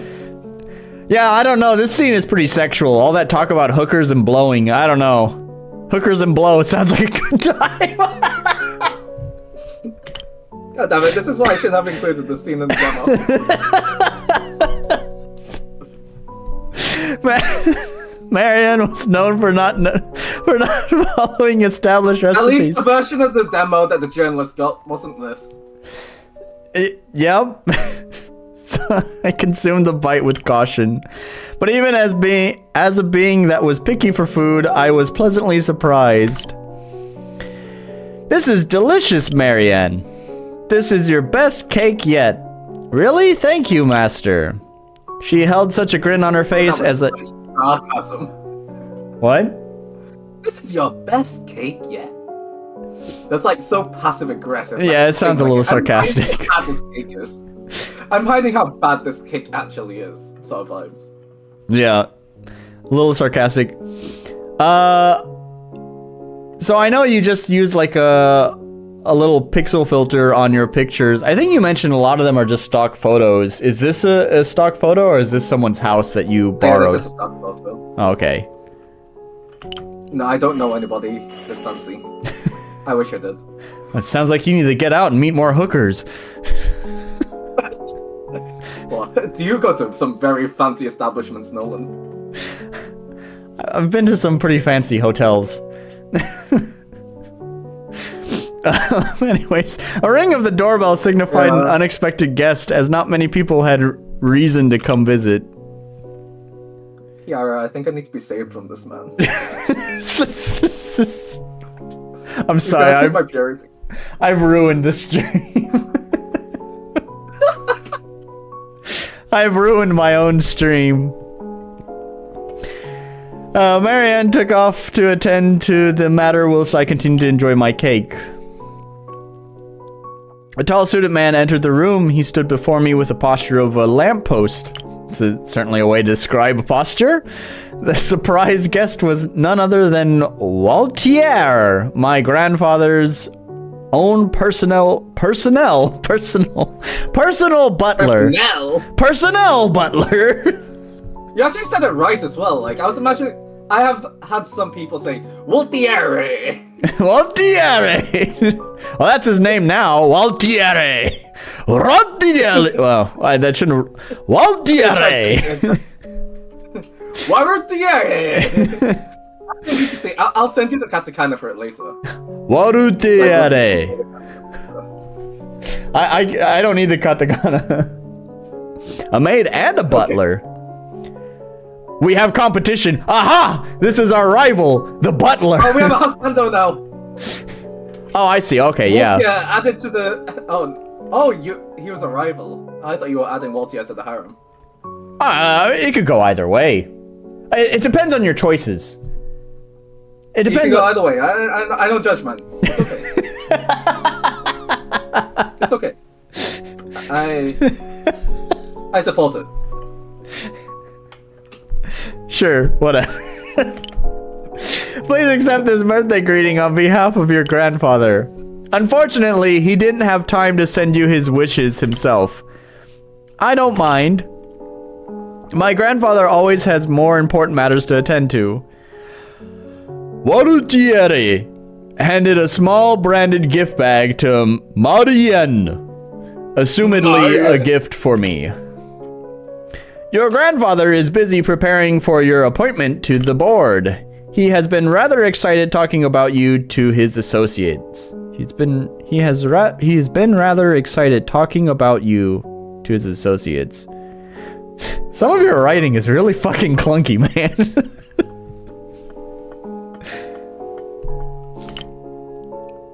Please tell my grandfather to stop doing that. Stop that. Stop. Just stop. Just stop it. Stop. Just stop.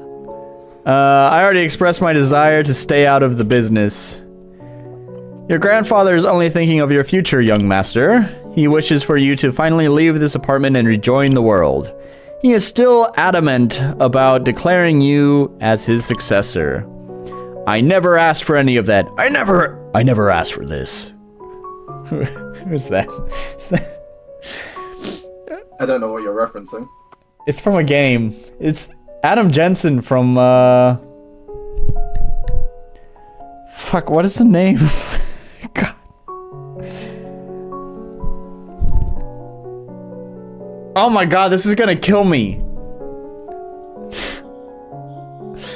Oh, this is gonna kill me all night. What is the name of that? Deus Ex, Adam Jensen. I never asked for this. I think that, or am I mixing it up with Mass Effect? I don't know. It also sounds like something that Commander Shepard would say. I never asked for this. I'm pretty sure it's Adam Jensen, though. I never asked for this. Waruchiere, I think you should leave. You already know how the young master... See? She's even Look. What a woman. What a woman. You already know how the... I also realize she's a bit of an enabler. Wait, what? Like, he's locked himself in this apartment for many years. She's only enabling him. I see. That's what I wanted to point out. That sounds like someone I know! That sounds like someone who's always trying to start voice chats in his Discord because he's lonely. I wish I had a maid! Go out and meet some people, man! Drink some more! I'm paying for it with a therapist. I'm paying a therapist for my human interaction now, okay? You gotta drink more alcohol, that's the answer. I've actually quit drinking. I have not drank in a few months. That's a very healthy choice, but not a very good choice for your social life. True. Alcohol, the social lubricant. I don't think I had one when I was drinking alcohol. Well, then it was just healthy. Go to a bar, meet some people. I have video games to make. Video games.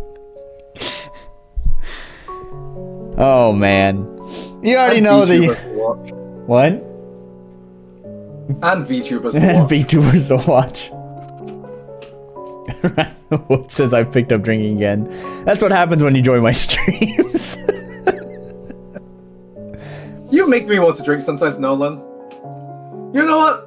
I might have entertained your sofa and talk more if I was drunk. Social lubricant. Yes. Yes. See? You know what? I'll drink just for you if I ever visit Japan. And maybe we'll go visit Soplan together. Warzak, is it a bad influence? Listen. You know, correlation does not equal causation. However, there has been a loneliness epidemic that has been plaguing younger people. Coincidentally, at the same time, young people have been drinking less alcohol. True. But we also have VTubers. You also have social media, which is rotting everyone's brain and destroying everyone's perception of themselves, destroying people's like self-worth. Skibbity toilet and sticking out your Skibbity what?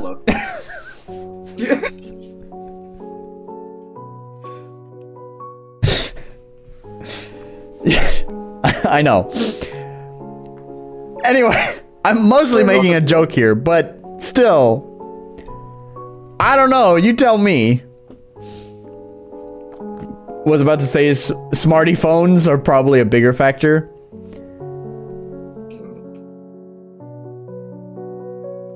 But I get your point. Drinking is fun.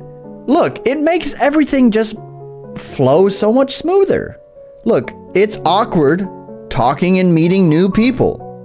You have a few drinks and suddenly you're talking about hookers and Soapland and all of that Apparently we fun can do stuff. that sober too. What? Apparently we can do that sober too. No, I don't think so. Oh. I guess you're the only one drinking. I didn't bring it up, it was you.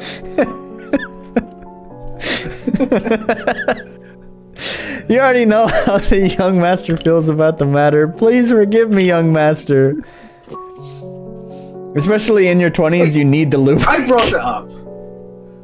I was making a fucking I'm not even that drunk. I had one Jack and Coke that was heavy on the Coke, light on the Jack, and like a quarter of a beer. I'm not drunk. So, I was just making a fucking joke. Especially in your 20s, you need the lubricant. Yes.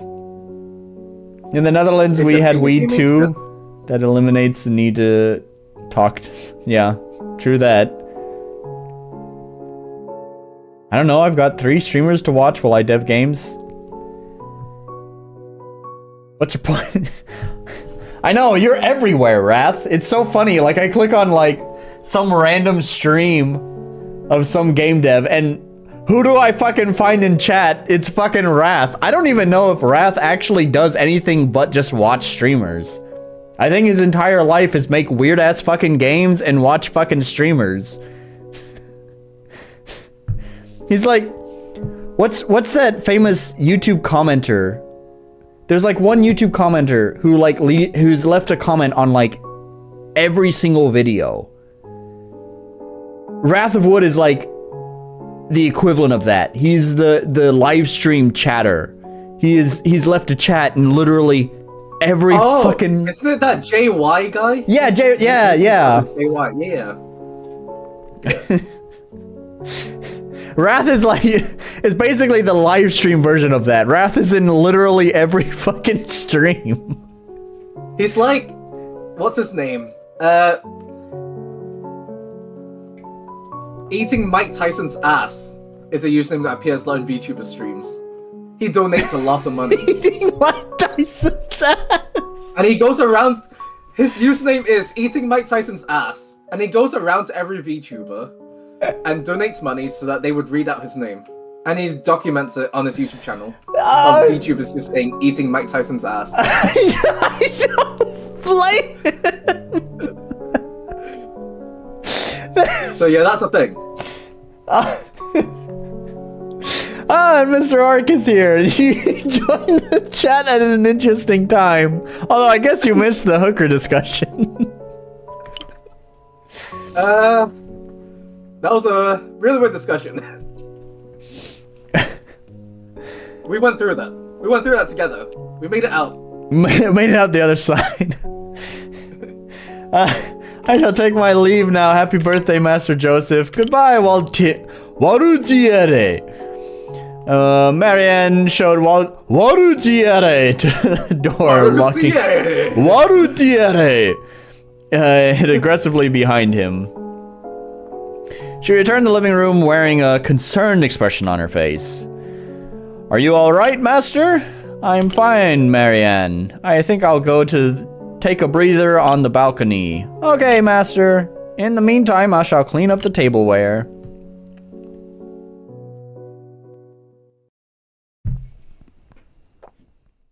Look at that photo. The view of the city from the apartment was a sight to behold. I found mindless entertainment in watching cars and people moving together as ants on the streets below. Every single dot was a person living their own lives with their own goals and convictions. It seemed everyone had something to live for, unlike me who had given up. I would watch the world below for hours on end, all to escape the isolation of the apartment.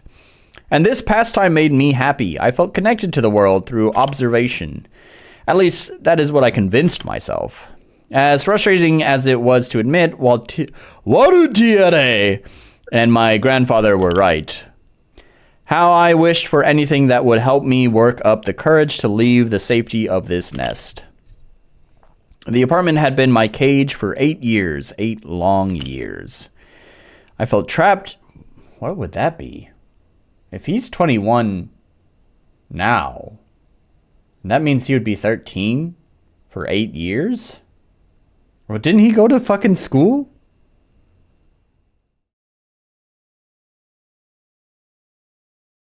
He did? I guess you'll learn about it. Okay. They really do look like ants. Oh my god, ants are taking over. They're everywhere! The ants! They're everywhere! They're coming for us! How is the view? Savor it while you can. There isn't long left for this world. You're... Oh, sorry. Yeah, you have the same voice now. Everyone's gonna be the deep voice. Give Joseph a Toad voice. Just give Joseph a Toad voice. You're the one from my dream! do the fiddle voice for Joseph. How? What are you?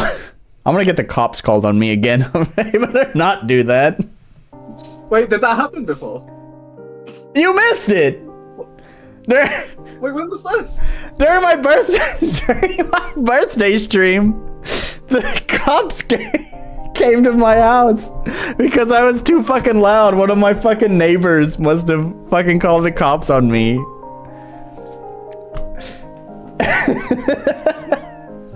What were you doing? I had my fucking window open because the weather was nice outside. I didn't want to run my fucking AC. I was stupid. Okay, it's my fault. I'm not saying like fuck those guys. It's definitely my fault, 100%. But yeah, I had the window open and I was being noisy. So there was a noise complaint. Good job, Nolan. Yeah. It's on stream, so I mean, there's nothing exciting that happens, but you can watch as I'll check it out later.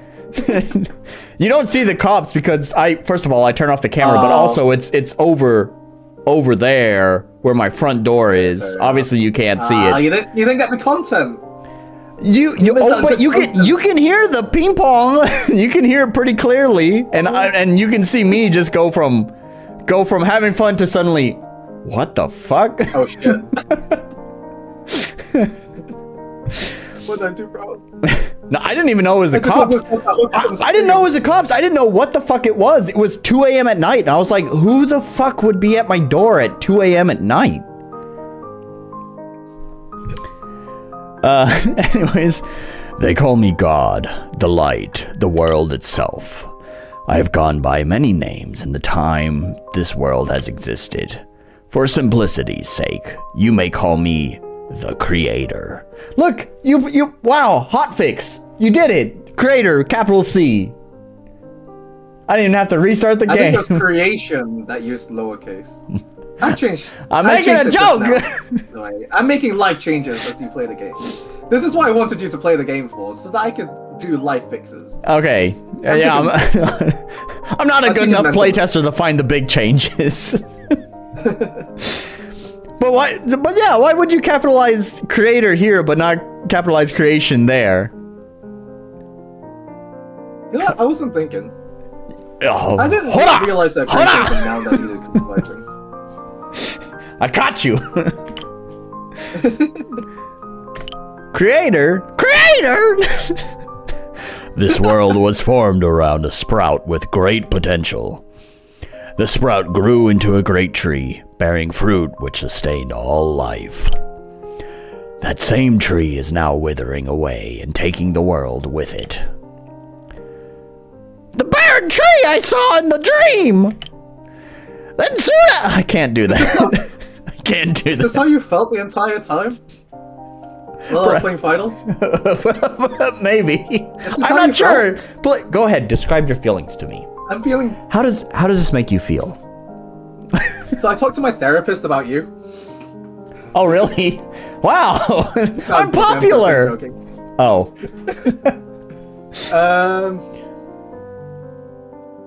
Let's just continue. Just go with it. I think it's just realizing that this is what I was doing the entire time. What? What? Screaming in your ear with Discord cutting out. Oh, it's cutting out for you too. It doesn't like the high-pitched voice. It does not.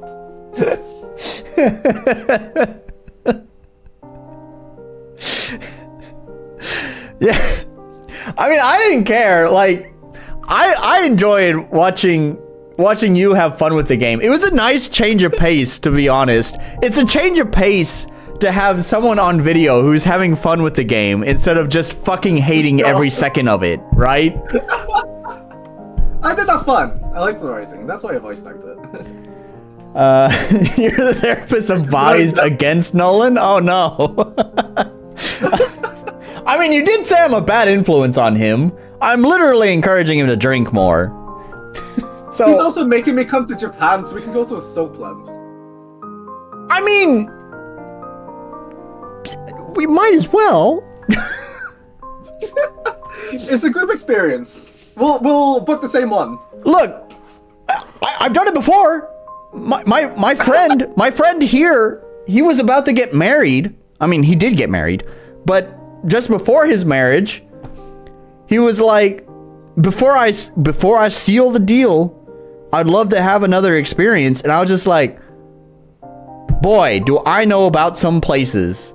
And it's so funny because he's Japanese. He's grown up here, and it's like I'm the sensei teaching him about his own fucking country. And it's like, so we actually went to a place together.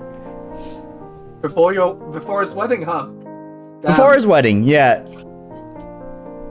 I'm sure he's turned it Fair straight enough. now. I would hope so, but What, did he hire a guy or something? what do you mean? Did he hire a guy before his marriage? I didn't even realize what I just said there. He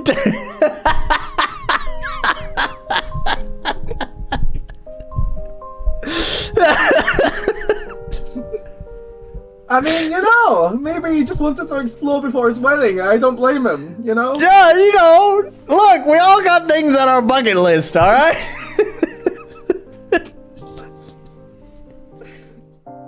No judge. Man. No.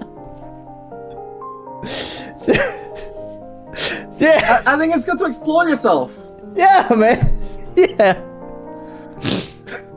God, we have got to get out of this cutscene. Holy shit, man. Hang on. We gotta push through Why this. do we do this? Then soon after that, I fell into a dark space with a monster. Whatever that was, it was terrifying. You'll have to descend into the depths of the void once again. I'm sure you must have many questions. Don't be afraid to ask. I'm gonna skip it, actually, because we need to get through this. I'm sorry, this must be too much for you to handle. This is a responsibility too great for any human to bear. What happens if I refuse? Unfortunately, this is not a choice for you to make. All things are shackled to their predetermined roles. Wait, so sorry, we've gone in and out of tangents here. What? It sounds like this is like, you know, setting the plot into motion. Like, there is a thing that needs to be done, and I am the chosen one, right? I missed. What is my goal? What is the thing, the big bad that I need to defeat? The monster in the depths. That's it. Just it's what's draining the tree of its life. Oh, okay, all right. I see. And if that tree dies, the world goes with it. Oh, okay, I see. Follow your heart. You know what to do. Do I know what to do? Oh. I guess just fucking commit suicide. All right. Well. GG's. Just another day in Japan, really. Lowercase creation. Lowercase creation, yep. Well, that's why he's a lowercase creation. That's an uppercase. If he was an uppercase creation, he wouldn't have done that. Yeah, yeah. Wow. That's the new beta male, the new lowercase. The new lowercase male. Calling someone an incel. You're a lowercase creation. What a lowercase creation. Ring around it. Why does that actually sound good? Like, you can actually go around calling people that. You're a lowercase creation. What a lowercase creation.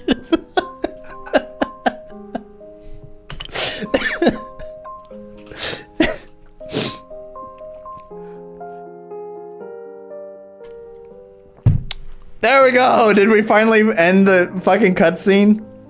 What is that, like a 10-minute cutscene that took us like an hour? Yeah. Our tangents about hookers and hot maids. Are you advertising the fucking game to me again? You played this at the start. Look, I'm... You know when I was really excited about being able to play videos in my game engine? That's what this really is. It's fucking... I just wanted to play around with playing a video in my game engine, so I stuck the trailer in my game demo. Fair enough. Fair enough. I'm Fucking thinking I might RPG actually Maker do, like, an struggles opening with of some video. I was thinking I might actually do like an intro movie of some sort with it. Now that I have this power. That might be cool. And look, it teases stuff too. Look, Yeah. the tree is red now. And Well, you need a monsters, kick-ass anime song for this. Like, don't get me wrong, the metal is cool, but it's also I recognize those flowers. Anyways, but the metal is cool. Metal is always cool, but it's also it doesn't got that hook. It doesn't got that, you know. For this song, it's not a good intro song. Just replace it for this opening scene with someone singing in Japanese. Yeah. This demo was released alongside the Monster Taming Direct back in September, and this was the trailer that showed during that event. So, since the demo was released at the same time, yeah, I just used the same trailer. I watched that. We will have vocal songs. We have vocalists on some of the other songs. Cool. Have you seen the Waltia trailer on Steam? Yeah. I mean, oh, is that the end? Yeah, that one had vocals in it. Oh, is that the end? I almost put on another hour. Would you like the other hour? I could send you a copy of the game with the other hour. Oh, yeah, I'm not gonna lie, I'm a little bit disappointed because that was based as far as gameplay. As far probably not tonight. Fair enough. I will say I'm a little bit disappointed because as far as content goes, like it was a new cutscene, but as far as gameplay goes, it was the same. Like, I mean, obviously numbers have been tuned. Would be a lot more than that. Yeah. I would have liked to have at least seen, I don't know, another level or something. I mean, I get that it's a demo. I get it's a demo. I can give it to you. It was originally in the demo. I could give it to you. Okay.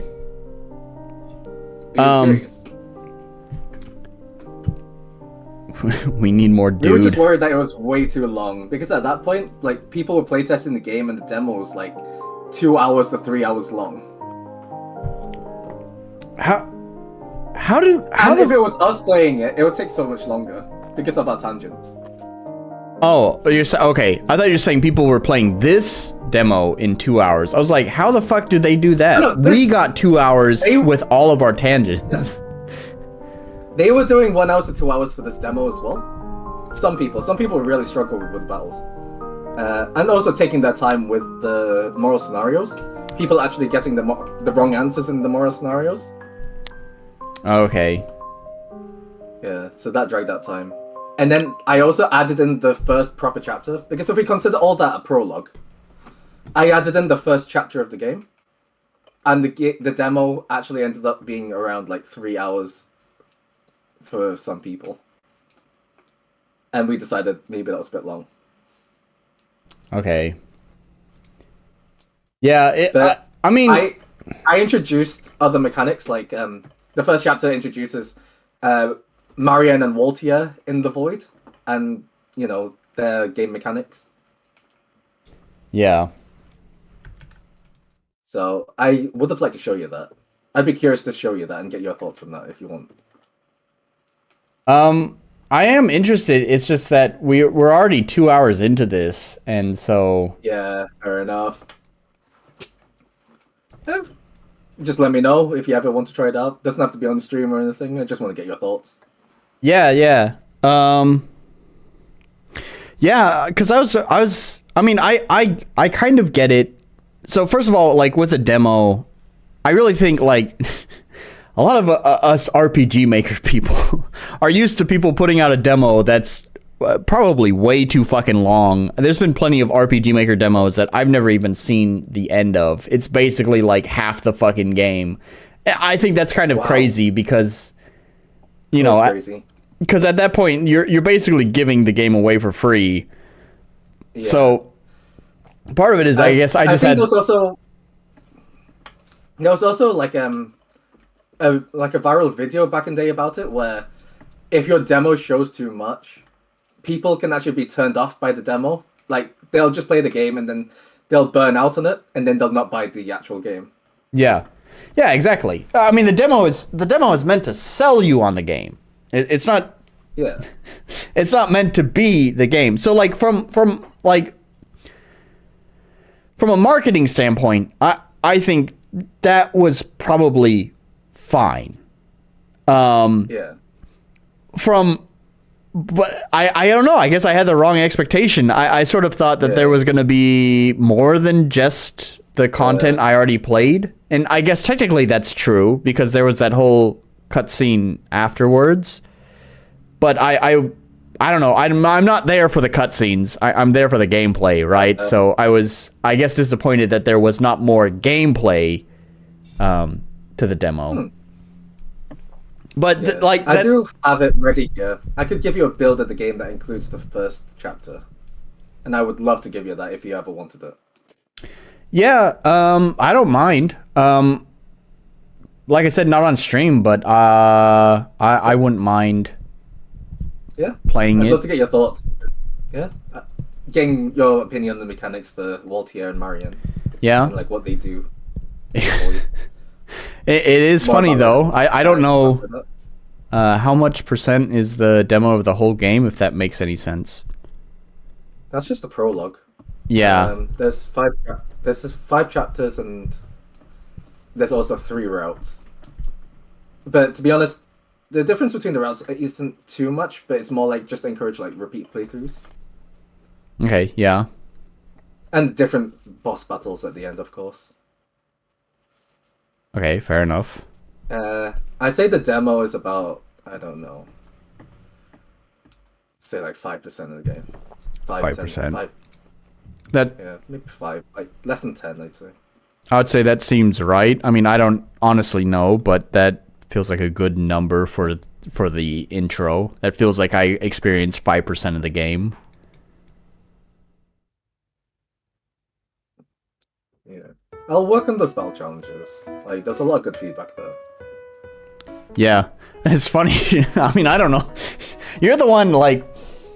most of the people don't know because, let's see, last time that we were together on stream, I think that was when you had played... No, that was when we had played Orc's game, actually. But either way, both times, after you played Fiddle and after we had played Orc's game, even after the stream, you and I stayed on the Discord call for a couple extra hours. Just chatting. Yeah. And it's funny that you asked for like my opinion for your game, and it's like you're the one who's like helped me sort through a lot of shit with my own game. That it's like can I really teach my teacher? We're fellow game developers. It's always good to bounce ideas because everyone sees things differently, right? Yeah. Like, I'm going to be working on things on my game, which I completely gloss over, but I don't understand the experience that somebody else might have with the game. And it's good to have awareness of that, obviously, beforehand. But you're never going to catch everything, and it's always good to get a second pair of eyes on your game. Yeah. Because other people are more, it's easier for them to rip into your game. Because you either are too, sensitive and heavily critical of your game, or you've got rose-tinted glasses on and you're just like, this is the best game ever, and it's hard to get that in between of where you have like a completely objective viewpoint of your own game. Yeah, I understand that. So yeah, I mean, I'd be happy to give some opinion, some thoughts. I mean, to be honest, like, even when I had first played Pry Into the Void, like, if I'm going to be straight up with you, it's not a game I would probably buy on my own. That's not to say it's a bad game. I definitely think, as far as quality goes, it's a good game. It's just not something that I would probably play outside of my streams. That's fair. So, but I don't know. I mean, I'm always rooting for a lot of the people that I play their games on these streams, except for all the assholes who use AI for everything. I'm not rooting for them. I'm rooting for them to fail. That's very funny. Anyways, so yeah, and I would love to play Pry Into the Void and just like be able to see it the way that the developer sees it. Understand why you want to make this game, and Yeah. have fun. Games with are it. works of art. People have put themselves into games, and it's good to experience them. Yeah. I've tried, after our talks the last couple of times, I've tried encouraging some people to speak with you, because some people have been struggling with their own games, asking different questions about how, like, what if I do this, but I don't know, like, I don't know how to move my game forward, or, just asking philosophical questions about their game's design. And it's just like, boy, do I know a person you should ask. Yeah, I can rip into games. It's harder for me to rip into my own game. No, here's the thing. It's not even really about ripping into the game, because I know plenty of people who can rip into a game. Trust me, I had my own game ripped into, and not by you. But that doesn't make it helpful. Like, having asshole opinions that are like strong opinions about things that they don't like is not really that good either. Like, it's good to know they don't like that, but like, it's got to be balanced. Yeah. I like treating other people's games like I'd like other people to treat mine, and that means not just being a complete simp for the game, but actually giving constructive feedback. And I think that's really important. Yeah. From game developer to game developer. Yeah. I do think there's a balance between giving the constructive feedback.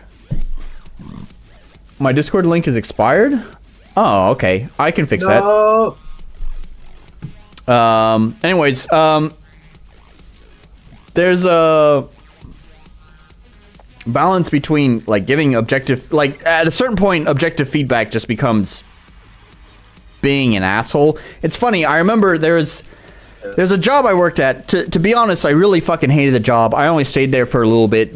The manager was a complete fucking asshole who was way too far up his own ass. But there was something that he did talk about, which is what he called the sandwich when it comes to giving feedback, which is where you sandwich the negative point between two positive points. Ah. So that's like me saying, I really liked the writing in your game. Yeah. And then thanks. Ripping into the gameplay. Yeah. Ripping into that tutorial. Yeah, I mean, it always, like, because the thing is like, when you start layering on lots and lots of, like, negative feedback, like, it starts pushing people into a more defensive position. Yeah. Which then makes them not very receptive to the feedback. Mm. If you want them to actually be receptive to the feedback, you don't want them to go into that defensive position. So when you layer in the positives, it makes it feel like, oh, at least I'm doing something right, and that way they're more open to the next negative thing. They're not suddenly going into defensive position trying to say, well, but... Yeah, you totally suck, but you're not too bad. Yeah. You suck, but you don't swallow. Who's bringing up hookers now? This is your fault.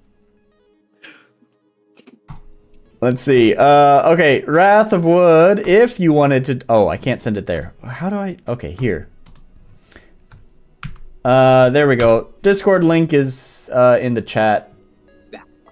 I'll make sure to update the link. I think the thing is, it's like Discord automatically refreshes that link once in a while. So, and I've just been using the same about section for probably over a year now on my videos. So, like, all of that information is going to be old.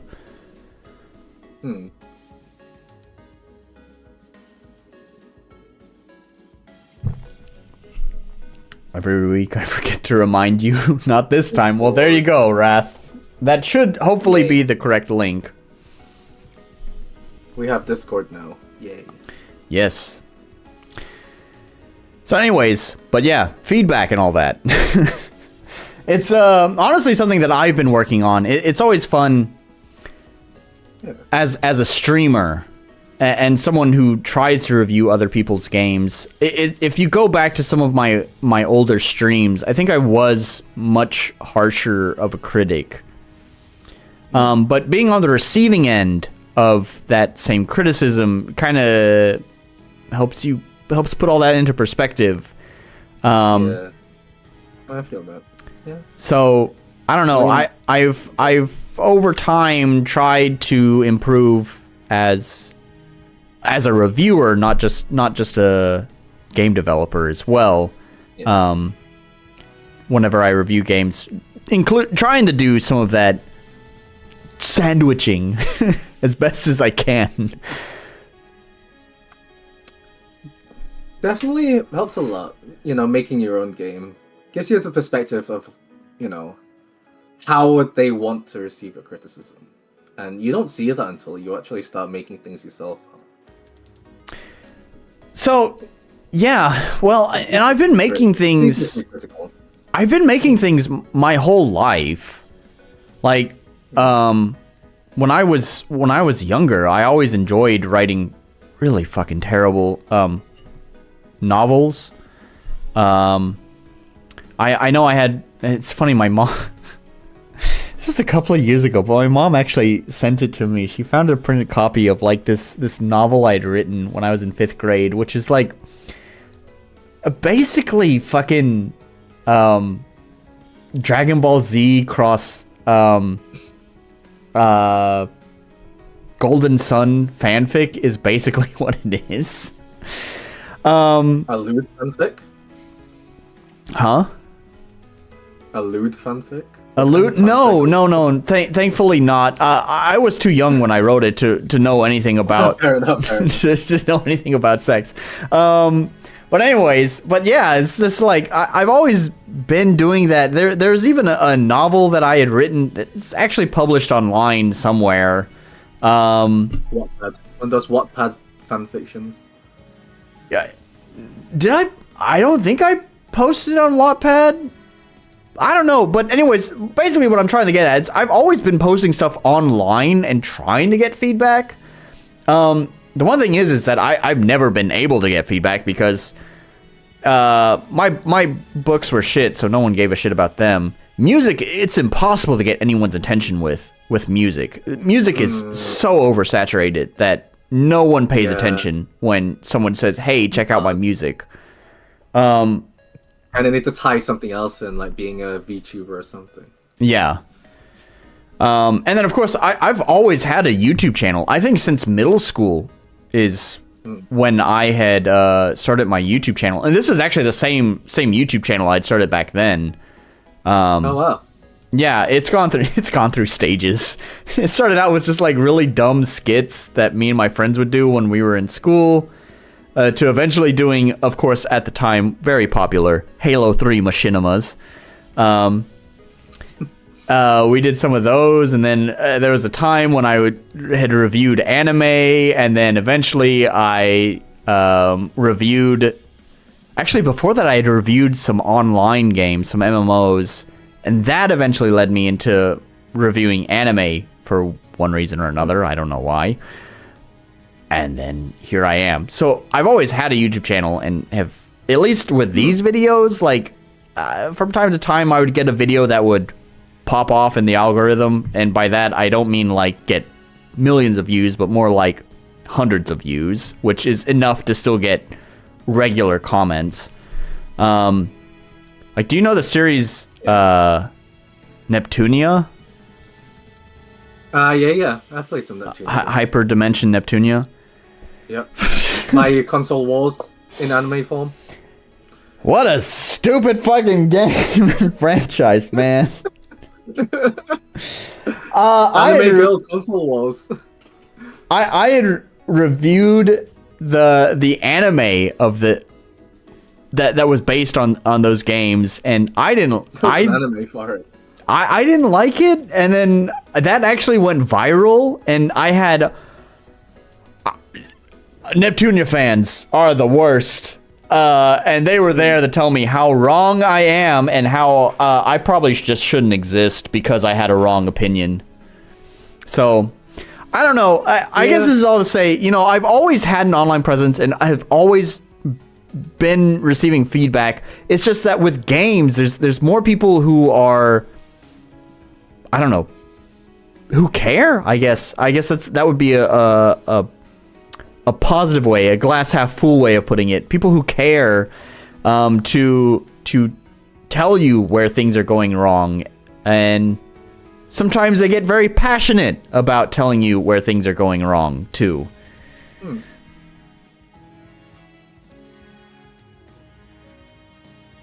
I honestly don't know where I was going with this point. I mean, yeah, when you do get that heavy criticism, you do have to realize sometimes it does come out of a place of passion as well. I mean, sometimes people are just mean-spirited and being assholes, but... Yeah. No, and I don't mean to make it... I don't mean to imply, like, it's something that... Like, it's something that bothers me. I'm definitely well aware that kind of exists. It's just more that sometimes... I know that they are doing it from a place of wanting to see things improve, but the result is usually from their passion winds up doing more damage than it actually helps. Reviewing things, turns out, is a little bit hard. Not as hard as game dev. But also, it's kind of like writing a book. Literally anyone can do it. We all learn how to write in school. But that doesn't mean you're good at writing fiction. Anyone can review a thing. Everyone has an opinion. That doesn't mean you're good at forming that opinion. Your opinion's just wrong.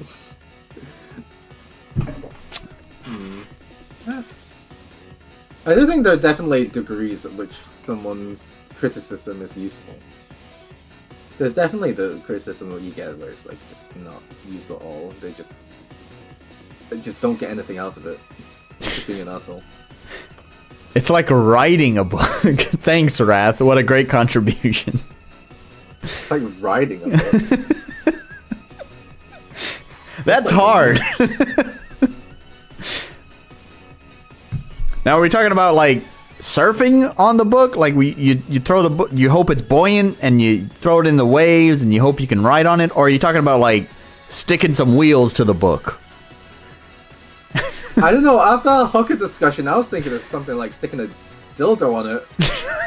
And writing it that way. I don't know. Wait, I'm the pervert here. Where's your mind going? This is your fault. You're the one that gave me the whole Soapland lecture earlier. Look, I'm just educating you, okay? Giving you the facts. I'm very educated, thank you. Just making sure we have informed people. Well versed. I am a teacher, after all. I hope your students never find these videos. Yeah, that's always a concern. Actually, the reason why... It's funny, there's a story there. The reason why my channel is called Not Applicable, not because my students found it, but my employer had found my channel, because previously my channel was called Nolan Alighieri, which is the name I use online. Which is where my channel symbol comes from. It's an N and an A, right? For Nolan Alighieri. When my employer found my channel, they asked me to delete it, and I told them, no. I'm not going to delete it, but I'll change the name. I didn't want to have to make a new emblem. I was pretty happy with my NA emblem that I made. So I wanted to keep the NA design, but I couldn't use Nolan Alighieri anymore, so I went with Not Applicable.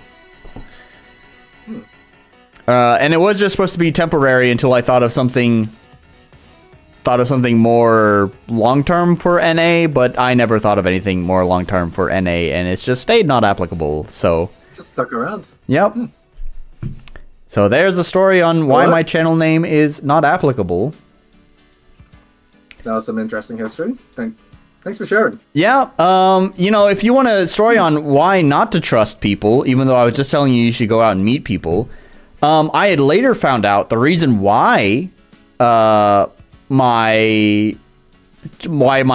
boss, my employer, had found out about my channel was because of another employee that I was working with, a coworker, had sent it to her, and it turned out that person was someone that I actually thought was my friend, because we often had plenty of conversations. We'd leave work together just talking. But they, I don't know, for whatever reason, didn't like me, started spreading really nasty rumors. I never knew where those rumors came from, but all I knew is that my boss would constantly have to talk to me about those rumors and verify whether they're true or not. And then I guess this was something else that coworker decided to do, was leak my channel to them to try to, I don't know. He really had something against you. What the hell? Yeah, I really have no fucking clue. He did get me fired from that job. So good job. I mean, you thought you were chill with them? They've been doing all this shit behind your back. I'm sorry, man. Yeah. It was later that I had another friend that was, of course, working at the same place, and he'd sent me some messages like, yeah, that was him. And it's just like, it was such a terrible feeling, because it's like, I thought he was my friend, man. We had so many just like conversations together, but on the one hand, like, I kind of also could believe it, because he always kind of seemed like somewhat of a fake person. But I don't know, I guess I was just kind of naive, that I was just like, he seems fake, but I'm just gonna keep kind of believing him, just benefit of the doubt. So yeah. You should don't Sorry to hear that, man. It sucks, but that was a long time ago. I'm fine. That was actually my first job here in Japan. But like, it sucks, and I can totally understand, like, just hating everyone when shit like that happens, just feeling so betrayed by stuff like that. But don't let that change your mind. You should still be going out there meeting people. I like VTubers. You should be meeting real people that are not parasocial. I do have real life friends, but that's good. I just don't pursue like actual relationships. I also don't think, I think I'm starting to be more vulnerable with my friends, especially now that I'm seeing therapists and all that. It's like, it's been great, just slowly starting to open up more. Yeah. Well, that's good. But I think, it's not like I'm like out there searching to be vulnerable with people or like want to be with people, I don't know. My biggest reason for existence is just making games. So as long as I can make games, like I'm. Yeah, and that's totally fine. Wrath of Wood here saying he met Twitch homies. I mean, fair enough. Actually, Can Dinosaur in chat, I call him Wurzak. Actually, I know his real name because we've met. He lives in Japan. He actually lives in Tokyo. When I took a vacation to Tokyo, he and I met. Actually, he has some family that lives in Kansai. So actually, we met before I even went to Tokyo, because he came to Kansai, and I was just like, oh, you're near me. Hey, let's go get a drink together. That's pretty cool. Yeah, I mean, and this is what I'm saying is, like, I know there are definitely those people out there who are just fake as shit and will just lie and stab you in the back, like I had happen to me. But still having trust in people, that I think most people out there are just trying to do good. Their view of good. It could be, sorry, let's not go down that rabbit hole. They're trying to do their own view of whatever is good. They're trying to be a good person. And trusting that people are trying to do the right thing. I don't know. Just having a less cynical view of people is, I don't know, had me meet some pretty cool people. I'm thankful for a lot of the people who are in my life, especially here in Japan. There's no way I could live here alone by myself without having the friends that I have. Thanks to people like Wurzak, Can Dinosaur in chat. Like, he's tremendous hope. I'm so glad to have met him. A complete stranger online. I met him, and he has saved my life in more ways than he probably even realizes. I don't know how many people even realize this or how well it comes through on the camera. Actually, he's also convinced me or has helped me along my way of dieting. I've lost a lot of weight over the past, I don't know, 6 months, and he's kind of helped me kind of through that, among many other things of just trying to navigate through Japan. And that's just Wurzak here in chat, but I have other friends here too that I'm just always glad to just have in my social circle that just makes the frustrations of life, the challenges of life just that much softer, because I'm glad to just have them there, just to chat with them. And even if there are people online too, like I'm glad I reached out to you and met you. You've been a huge help for me, for me and for my game, and you're fun to talk to as well. I can say the same, man. I've appreciated talking to you. It's been fun hopping on streams. Yeah. You know, there was another guy. There was another guy before you. That makes it sound like a boyfriend. You're just going through us. You're gonna dump me some point. Let me move on to the next guy. I see how it is.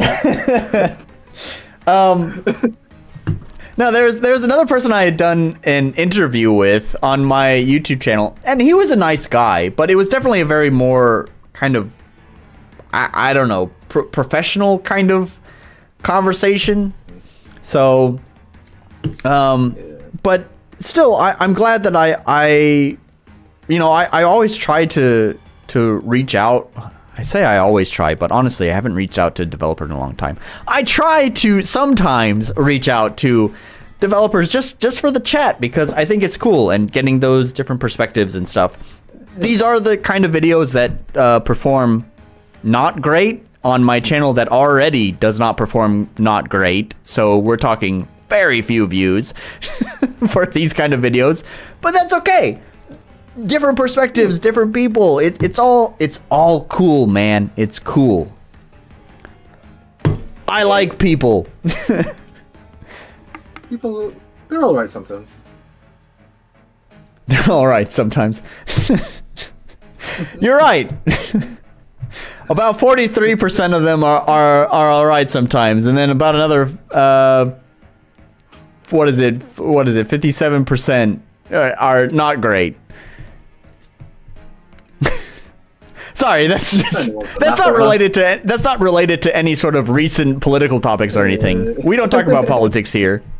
Yeah. Oh, well, that's what you're referring to. I was like, where are you getting these numbers from? I got what you mean now.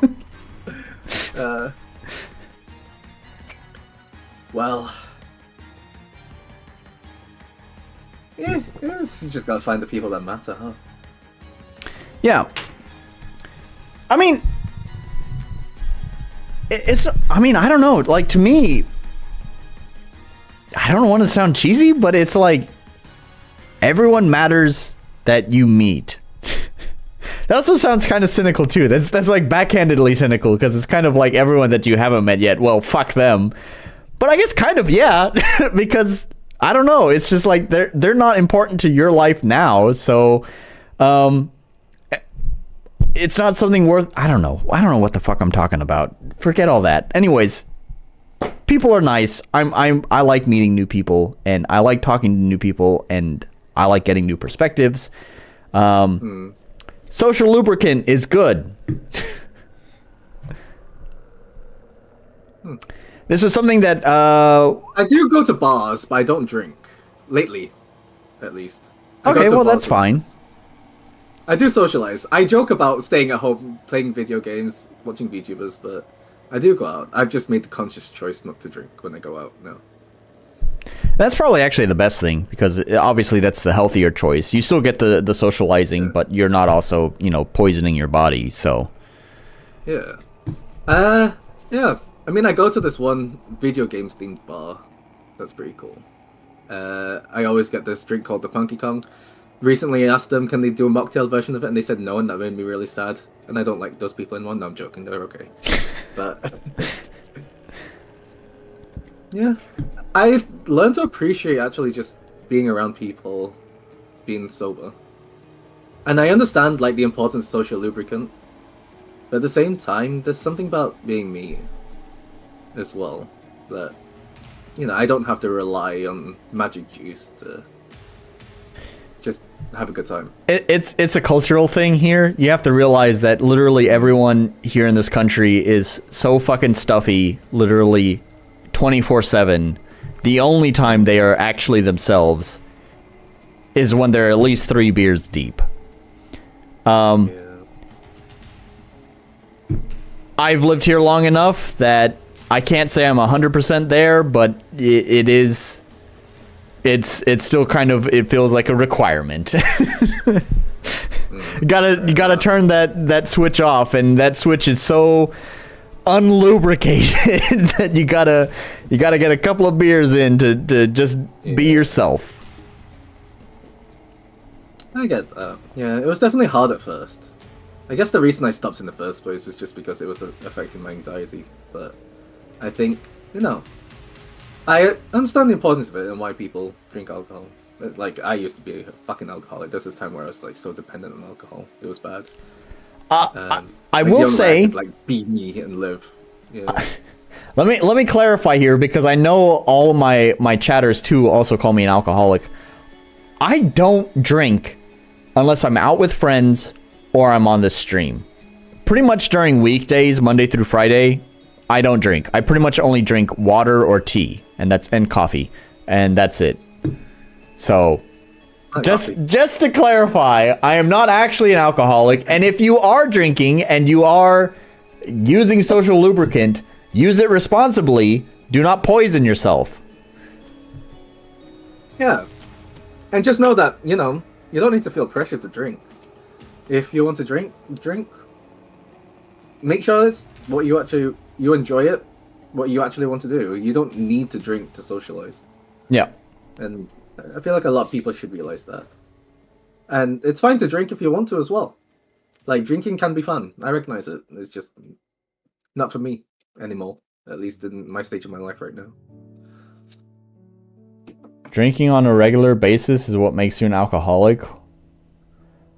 Once a week is regularly. Once a week is fine. That's pretty normal. Drinking on a Friday night after work is normal, right? Yeah. I used to do that back when I worked a job where I had to be in person. It usually my friend colleagues on Friday night. So it's Saturday night for me. So there's definitely always one Saturday night where I'm usually drinking a week. And usually I'd say about once or twice a month I meet my friend who is a pretty serious alcoholic. He does pretty much drink literally every day. Although he did tell me that he's been drinking less, which is good. I have been worried about how much he drinks. But anyways, whenever he and I go out, we always do tend to drink a lot because he is an alcoholic. So but that's only maybe once or twice a month. So yeah, so once a week plus one extra day, maybe 2 extra days out of the month. Anyways, drink responsibly. Be responsible. Be happy. Well, I can't say that, but do your best. Yeah. We're doing our best. Yeah. You know, this has been a surprisingly weird stream. It's been positive and also sexual. Lots of sexual tension. We're going to see a fanfic written about us, Nolan.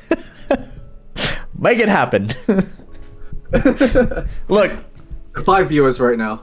5. That's higher than where we were. I guess the viewers are here just for the random chat, which is kind of weird, but okay. Random chat's pretty good. I kind of I like it. I mean, we've done this after every stream, right? Just random chat. It's pretty good. Yeah, pretty much every stream we at least chat for. Content. Yeah. Look, I'm expecting now it's your turn to enter a game jam, and you make the Ernest Nolan visual novel. You want me to make a fanfic? Or just make the fanfic of like I don't know, all of your friends, and you can include me too. Yeah. Big, huge orgy, gangbang, no one in the center. I mean, what good dating sim doesn't have a whole fucking harem of people to pick from? True. Yeah. Let's see, Rath said having the store you live beside start selling beer makes you an alcoholic. Yeah. I think that's something that's helped me stop being an alcoholic, is just not leaving the house much. I guess that helps. I do have... I'm gonna meet my friends like maybe once a fortnight. Once a fortnight. I mean, I guess it's the same for me too. But I do have a workplace that I have to go to, so... Yeah. I think I drank a lot more when I worked a normal job. That's interesting. That's what society does. Society makes you an alcoholic. Working makes you an alcoholic. Yeah. Oh, let me tell you. I mean, technically, right now, I am technically working full time. Actually, I definitely am. On paper, I am technically working full time because the full time starts at 40 hours, pretty standard for a lot of the Western world. But they still count 35 hours as full time. I'm working 35 hours. But also, I have a side gig as well, which adds another, I don't know, probably 7 hours or so to work week. So I'm definitely am working like a full-time job as far as if you just count hours. But let me tell you, I used to work, like I would pick, full-time jobs that I have the full-time contract with full-time commitment. That's like 40 hours plus a chance of maybe doing overtime, that kind of typical kind of thing. I stopped doing that because that was miserable. I moved over to looking for shorter contracts for a long time. This is actually the first year I've been under technically working full-time in quite a while, in probably 4 years. Before I'd been looking specifically for jobs that were part-time, usually between 20 to 30 hours. And honestly, that was, obviously I have less money, but it was just such a huge help for me because, I don't know, I've always had I'd say a pretty terrible work ethic. I'm not great with work hours. As a fellow game developer and creative, I find myself wanting to spend way more time with myself and the hobbies that I do than wasting my time at someone else's office. So when I was working like 40 hours, I just felt miserable. So I started doing part-time work instead, and yeah, it sucks. You have less money, but I feel way happier. Because I have way more time to do the things that I want, except not this year because I'm working full time and have a side gig as well. So, but anyways, it's a phase in your life. Hopefully things work out and you're able to do more of the things that you like to do. Yeah, probably not. Because the things I like to do are music, which is not profitable. I've been doing music for over 12 years now and have never earned a profit from it. And games, which are probably not profitable. How about if I told you there are many kinds of publisher deals? Like, I know we talked about having a publisher deal before, but you don't like the idea of, like, your creative vision taken away from you, IP, things like that. You're worried about that. But there are publisher deals where they don't take anything from you. Just I was open to revenue. I was open to Dangan. Like I still haven't actually tried pitching to Dangan because I don't know. My game is kind of in shambles right now. So much stuff is being reworked and so much is placeholder and all of that stuff. I was really kind of waiting for the game to get into a better presentable state for Dangan, and then I should have shown you the original demo. no, I know you told me. You told me that it was basically just an email that was like, "Yo, publish my game." As well, but it was not as nice looking as it is now.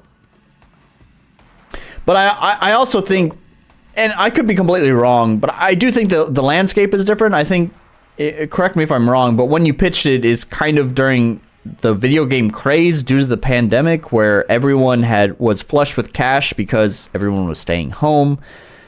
I don't know. I think with my publishers, publisher didn't really have any like huge successes. I mean, they've just got like random games that they're still dependent on. I've played all of Dangan's games actually on stream. That's how I found your game. Oh right, fair enough. Yeah, you're playing Iconoclast, I remember. They've got a few RPG Maker games under their belt. It's more like they've taken RPG Maker games that were originally RPG Maker games that have been ported to other engines, like remade in other engines. Yeah. Like Little Witch's House and One Shot. Did they publish those? They didn't publish One Shot. One Shot was Kadokawa. One Shot. No, yeah. One Shot was Kadokawa. Maybe the Japanese version was published by Kadokawa. I don't know. No, One Shot is on Dangan's website. I think there were very specific deals. I think the port was made by Dangan as well. I think specifically the port was made by Dangan, so... But they're also listed on the Steam page, so I'm not really sure how their publishing deal works. Bit of a complicated thing, maybe. I don't know. Okay. I'd have to double check that. Okay, interesting. Anyways, but, like, yeah, I'm not opposed to the publishing deal. In fact, to be honest, of the funding routes, I would much rather, like, going through a publisher than going through, like, crowdfunding. I really hate being beholden to people's expectations. I did both.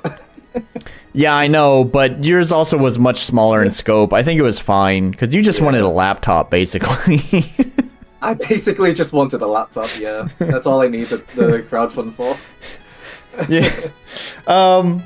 So, I don't know, like, on the other hand, like, to me, like, getting a publisher deal would just basically allow me to work on it full-time. At least that's what I'd want if I found a publisher, is to work on my game full-time. Because otherwise, I'm perfectly fine funding the game entirely myself. I have been doing that. I'm working full-time and working a second job specifically to do that. And it's fine. I'm making enough money to support my lifestyle and to be able to fund my game. And so if I found a publisher, it's just basically I would want them to be able to pay me enough to just do it without having to work 2 jobs. Because right now, I feel so tired when I come home. I am lucky if I do any work on my game. The only time I do work on my game is typically the weekends. But even still on the weekends, I still have my side job. So basically, it just leaves Sunday is the day that I get to work on my game full time. So I don't mind. It does suck whenever I have like a busy weekend where like maybe I have plans on Sunday. It's weird. I don't want to make it sound bad because like I definitely love going out with my friends and meeting with them. So and having drinks and stuff like that. So whenever I have a busy weekend where I go out with them, I still have fun. I still have a good time. But then it's like, you know, I go into the next work week after that weekend and I didn't do any game development or anything that I wanted to do for my hobbies, and I feel kind of antsy. It's like, I really want the next weekend to come, and next weekend I don't want to do fucking anything because I just want to sit at home and just make a fucking game or make music or whatever it is. So it's not all terrible, but yeah, I would definitely love to have more time to just do the things that I want. Yeah, I feel that. All the best to you, man. There are many options. If you ever need help, like, you know, figure things out, talking to people, like what to say, how to convince people, I'd say I've got experience with that. Yeah, apparently all it took was an email to Dangan. No pitch deck or anything. Yeah, I learned that other people made like proper pitch decks. I don't know how I got my deal with email, but that's how I did it. Yep. I have a couple of people who really, you know, I told them about the Dangan thing. I even told them about you, and I was like, hey, my friend is published by this group in Osaka, and they're like, oh, why don't you try to be published by them? And it's like, I will. I'll try. So anyways, I have people who are encouraging me, who are like, you should really try. So it's nice to have, you know, friends who are encouraging of that. Yeah. Even if it won't happen, I'm glad to have them in my court saying, try. Yeah. I just don't know. I don't know. Yeah. It's kind of funny because it's like I would want my game. It's a paradox. I want my game to kind of put its best foot forward when I pitch it. Yeah. But in order to put its best foot forward, it needs to be more complete. But to be more complete, it's kind of like I want the publisher. If I had to, like, tell you what's going on, it's like, I feel you're casting your net a bit too wide with your game right now. Like, you're trying to get everything done. I feel like you could get a publisher deal if you made a solid vertical slice. Like, forget the rest of the dungeons, focus on one dungeon and ending the game. I know, like, for example, when I played the game, if we ended the... Maybe that was a bit long as well, I don't know. But if we ended the game after one dungeon, like, gave one dungeon, put our role into that one dungeon, like, polished it out, and create, like, a good vertical slice, clean up the town, you'd have a good vertical slice that you could pitch. Yeah. And I think it's possible. Like, I enjoyed your game. Like, it just needs to be cleaned up. I had a couple of experience. I had a couple of people. They might be biased though, because they're friends. But like Orc says that he's looking forward to next version of the game as well, and same thing for potential. Same thing for Wurzak as well. Yeah. Like I played through all that. I genuinely enjoyed it. Well, thank you. Always good to hear that. Remember, you gotta remember that sandwich. Yeah. But the onboarding experience sucked. Now you gotta follow it up with another good point. That's a sandwich.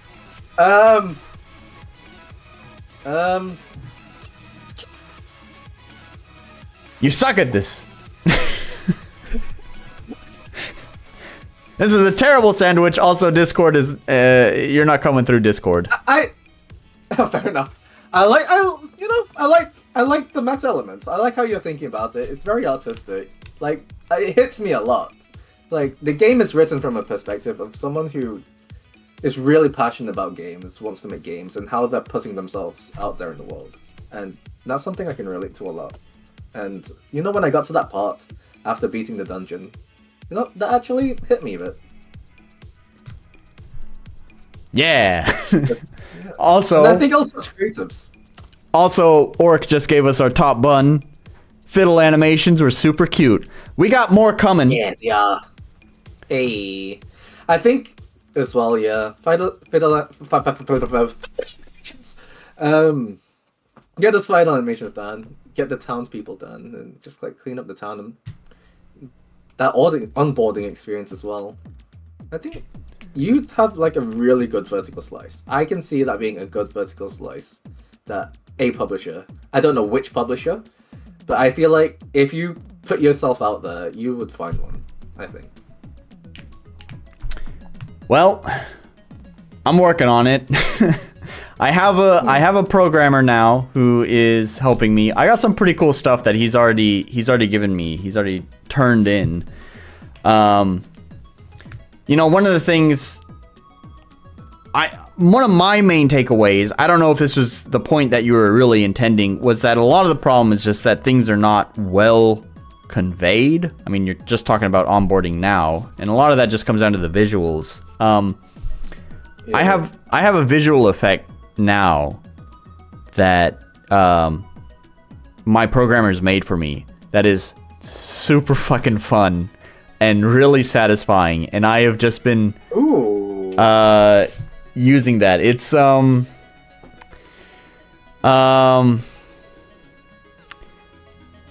it's a particle effect, but it uses the icon sheet that RPG Maker has, and basically it can be used in a lot of different ways. I've been exploring the different creative ways that it can be used, but the original idea for it was that, like, whenever you get an item, is that item will explode out of the source, whatever it is. Like, for example, a chest, and then it will be absorbed into the player.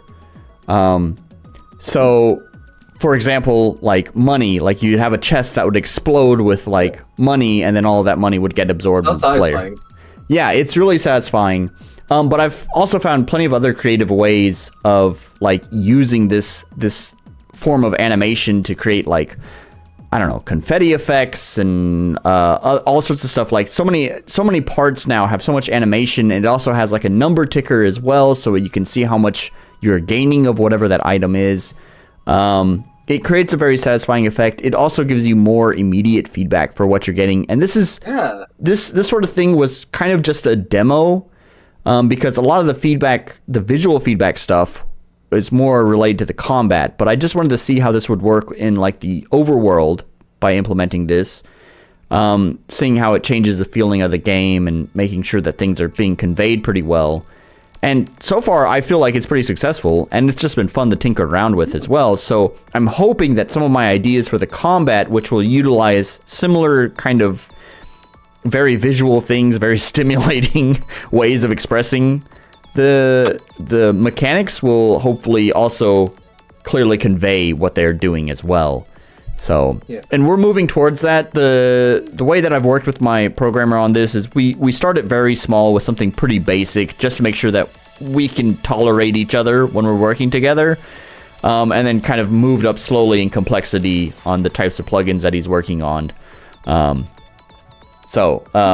only on plugin number 3. We only recently kind of started working together, but he's making lots of cool stuff for the game to make it have its own identity, and also make things, when I say its own identity, I mean away from like the RPG Maker cookie cutter kind of design, and as well as enhancing visual information, feedback, and making it feel like, one of the other things that you had said that really stuck with me is making sure that players feel progress, because players like progress. So I really wanted to try to represent that with, like, everything you do is contributing to that sense of making progress, chipping away, you know?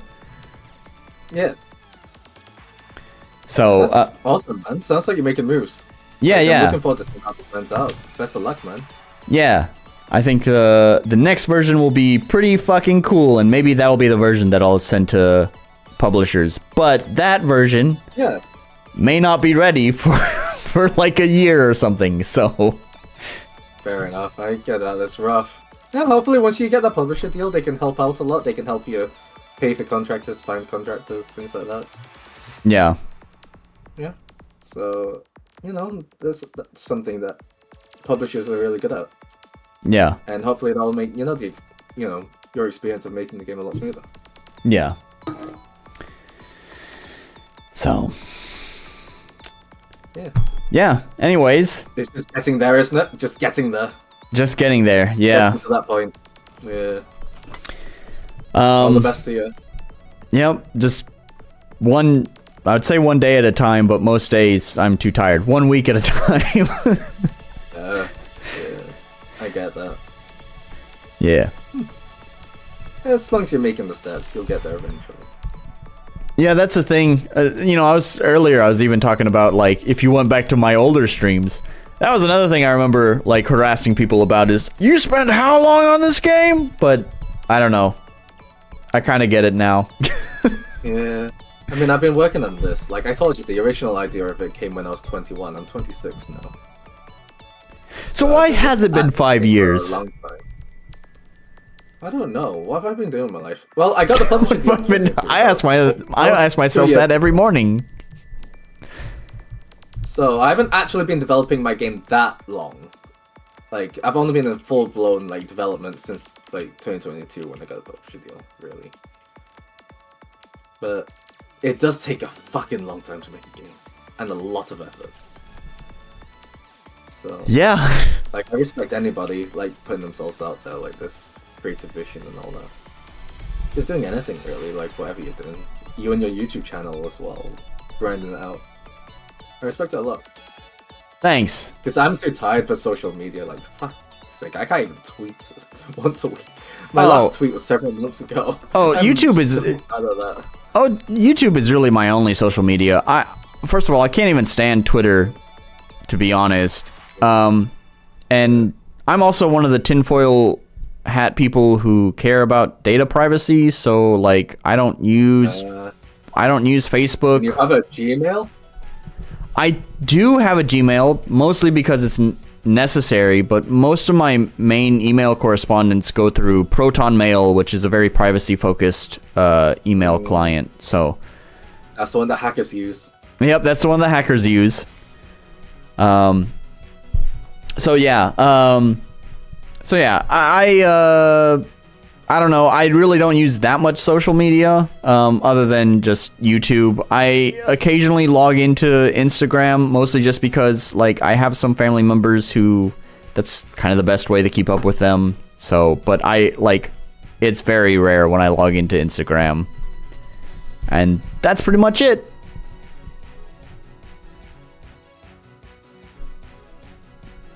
Fair enough. Wrath says, it's like how Cyberpunk took like 10 years or something. Yeah, and that's like hundreds of people in the team as well. Yeah.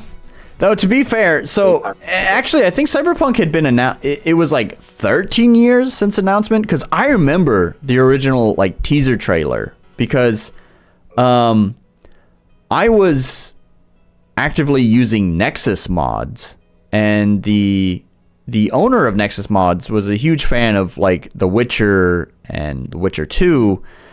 So when they had announced Cyberpunk, they had even made like a whole blog post, like a site-wide announcement, like, man, check out this trailer. And I watched it and I was like, man, that looks sick as shit.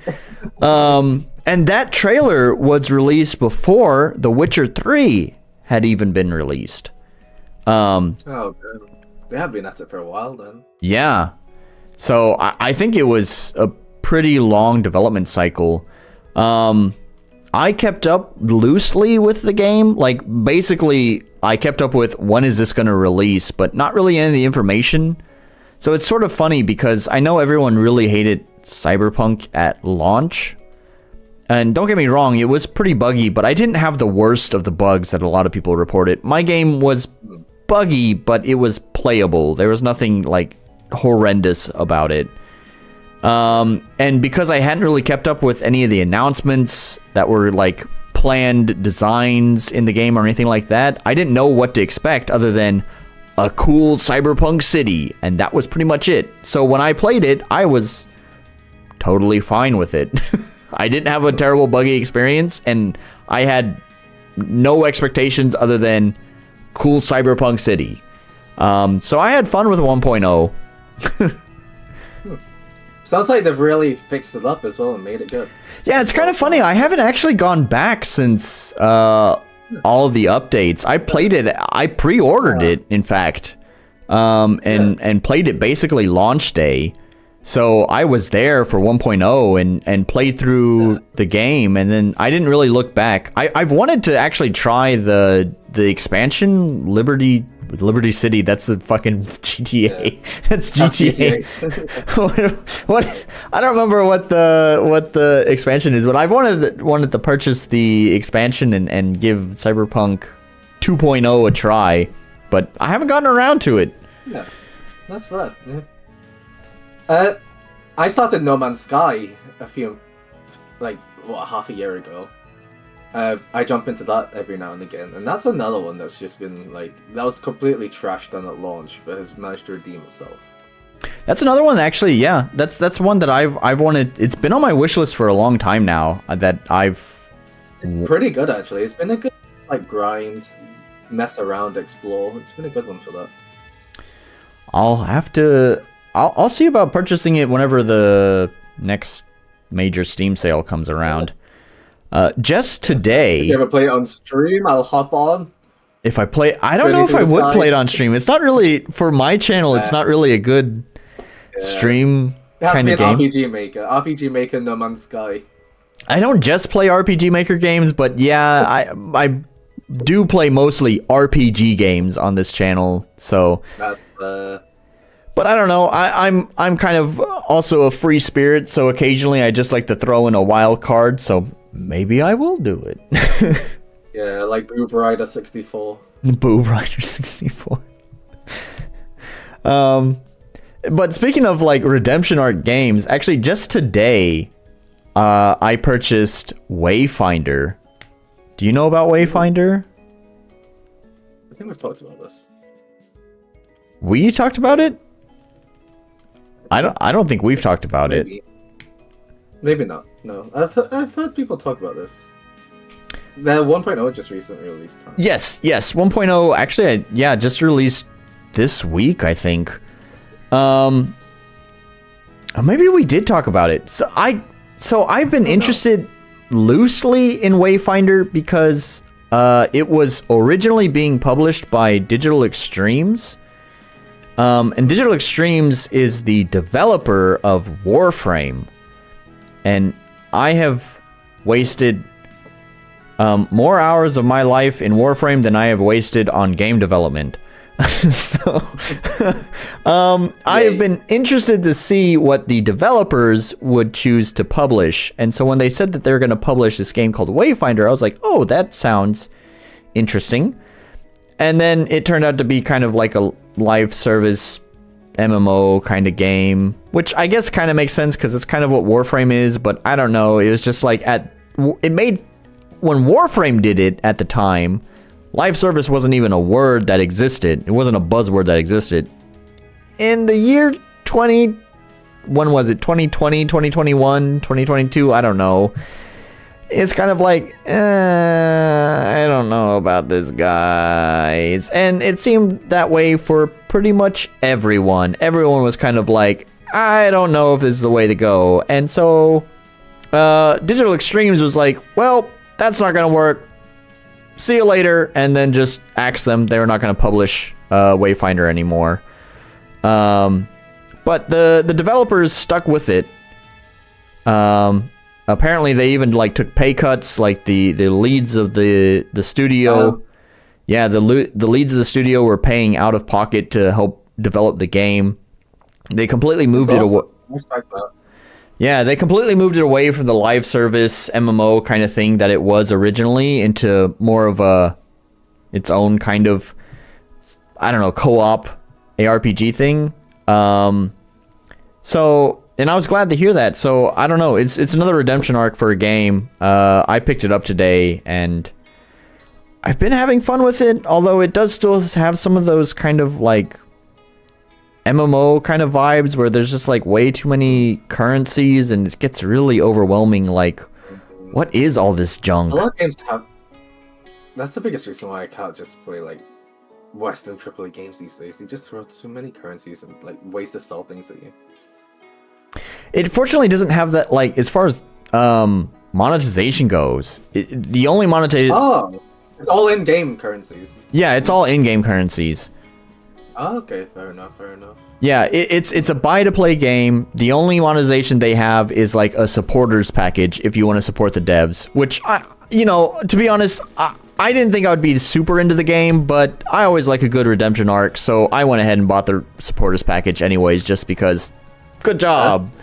But other than that, that's like the only monetization outside of the game. It's just in the game. It's just typical kind of MMO kind of shit where you have like tons of crafting materials and different currencies for this system and that system, and it's like super fucking overwhelming for like a new player. It's like, I don't know what any of this is. I just want to kill things.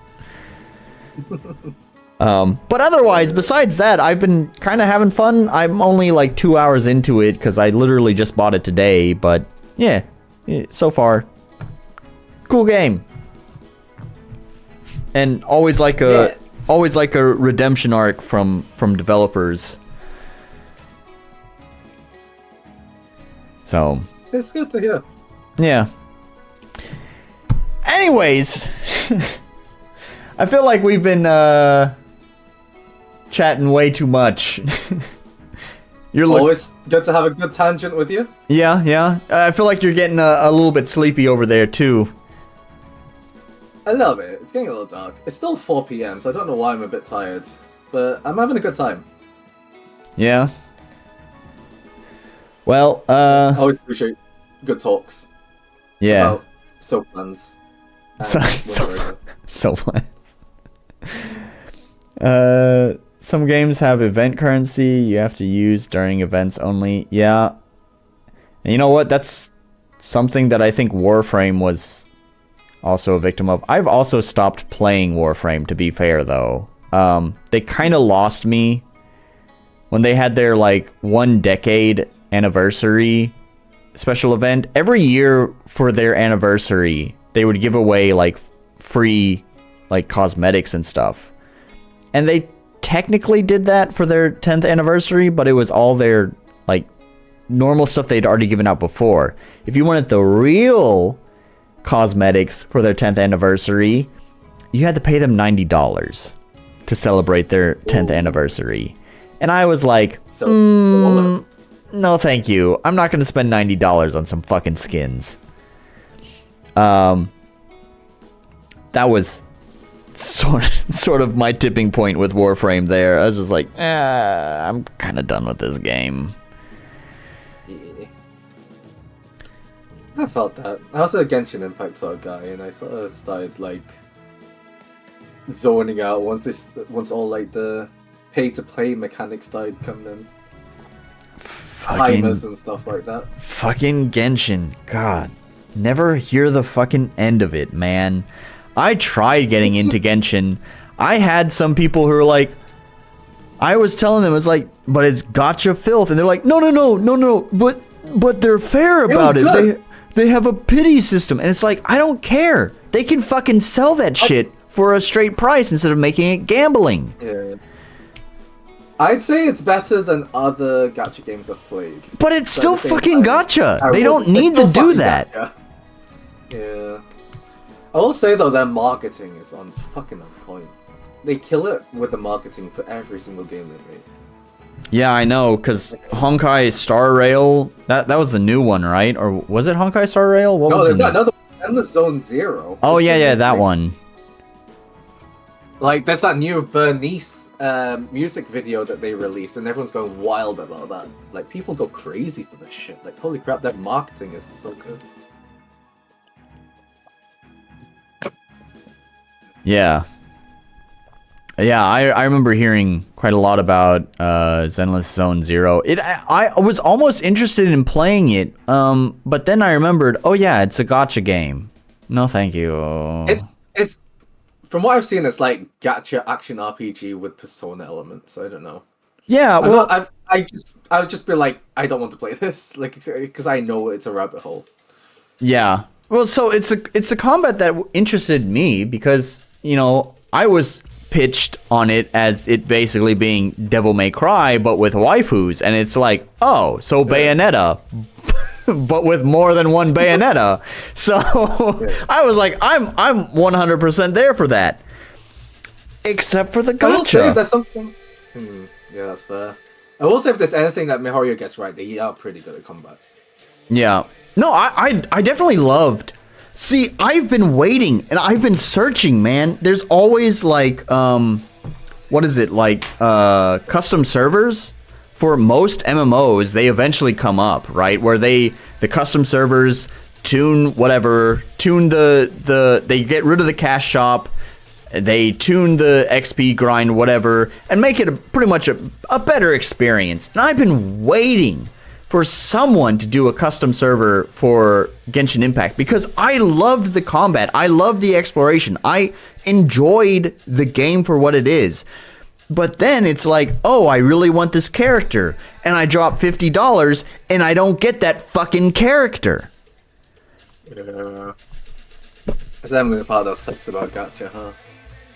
And it just completely ruined the fun. That was it for me. That like I was having plenty of fun with the game, and I said, okay, I'll throw some cash at this game. I've been having fun with it. I'll support them.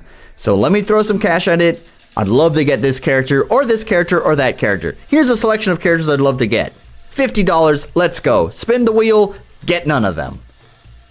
I'm fucking done with this shit. I will say, like, people mentioned the pity system for Genshin. It is actually pretty generous. Like, if you're going for a specific character, the game actually does a pretty good job of giving you that character with... Like, you're not going to be doing, like, 10 spins and not actually get the character you want. Like, the game will actually give it to you eventually. It might not be your first spin, but you will get it eventually. And that's at least something that I can give towards MiHoYo. Stop it. Do not give them excuses. The pity system is... Look. If I really consider it, I put in more hours in Genshin than most AAA games, and I spent way less. I got the characters I wanted, at least in the portion I played. I played at least, 60 hours. That's equivalent to a AAA game. And I will say, I got my hours worth, even though I burnt out of it eventually. And here's my thing. I wanted. I got my hot anime girls. And yeah. And I don't think I spent more than, $20 at the time. I was in the US at the time. So it was dollars. Yeah, I think at most I spent $20 on the game, and I got the stuff I wanted. I don't know how you managed that, because I remember dropping specifically $50 and I got nothing. So... Wait, what game was this? Genshin. Really? Huh, I've always thought the pity system was sorry, I guess I shouldn't say nothing. I did get apparently a pretty valuable character, but it wasn't the one that I wanted. And that's the thing with gacha, is you don't get the ones that you want. You get a good character, sure. But it's not the one that you want. It's a random chance of getting a good character. That's the pity system. Here's the thing, though. A long time ago, when free-to-play games were, they're trying to figure out how to monetize things. Okay, free-to-play, it gives us a better audience, but we have to earn money, so we'll have a cash shop. So they figured this out. You just sell the damn thing on the fucking store for a price. The people pay that money, they get what they want, and the developer gets the fucking money. This was the thing. I mean, if the game is a live service and they're constantly updating it with new content, like, I wouldn't mind paying a subscription either. Like, I respect people who play MMOs like Final Fantasy XIV and World of Warcraft and pay that subscription. Like, that's worth it, basically. It's funny you mentioned that. I actually don't like the subscription model as an adult who doesn't have a lot of time, because I was just recently playing Final Fantasy XIV. Just this year, my artist, Somon, who does all the illustrations, a lot of her illustrations take a long time to finish because she is way too busy playing Final Fantasy XIV.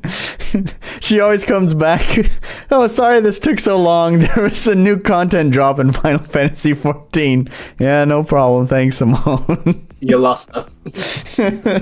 Anyways, she convinced me to go ahead and buy the game. And so this year, not so long ago, I was playing Final Fantasy XIV.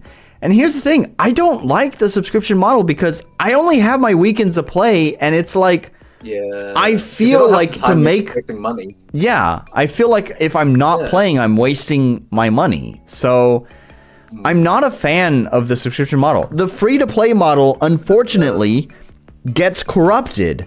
But I do think for the working adult, in an ideal world, the free-to-play model is great. Or buy-to-play, honestly. But let's just pretend buy-to-play... Buy-to-play is obviously idealistic.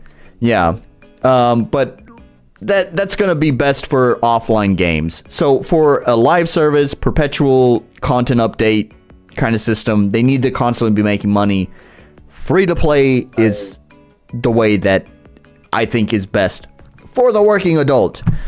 Unfortunately, they do stupid shit like have gacha, or they price skins at $90 fucking dollars. I used to play a really shitty MMO called Perfect World, and what they used to do is first of all, they would release tons and tons of fashion. They knew where it's at. People are playing that game for the fashion. Anyone who plays a video game, they want to express themselves. People love fashion. It's in literally like any game that allows you to customize your character, there's always a community there about fashion. So, and these developers a long time ago figured that out. People love fashion. So what they would do is they would release a fashion set, but you'd have to buy each individual piece. The whole set would probably cost $10, but if you don't want to buy the whole set, then you can just buy the pants or whatever for like $2. And you can mix and match and whatever. It's fine. And I thought that was perfect. $10, you get a cool skin, whatever. They did eventually start implementing fucking gacha into that game, but let's ignore that.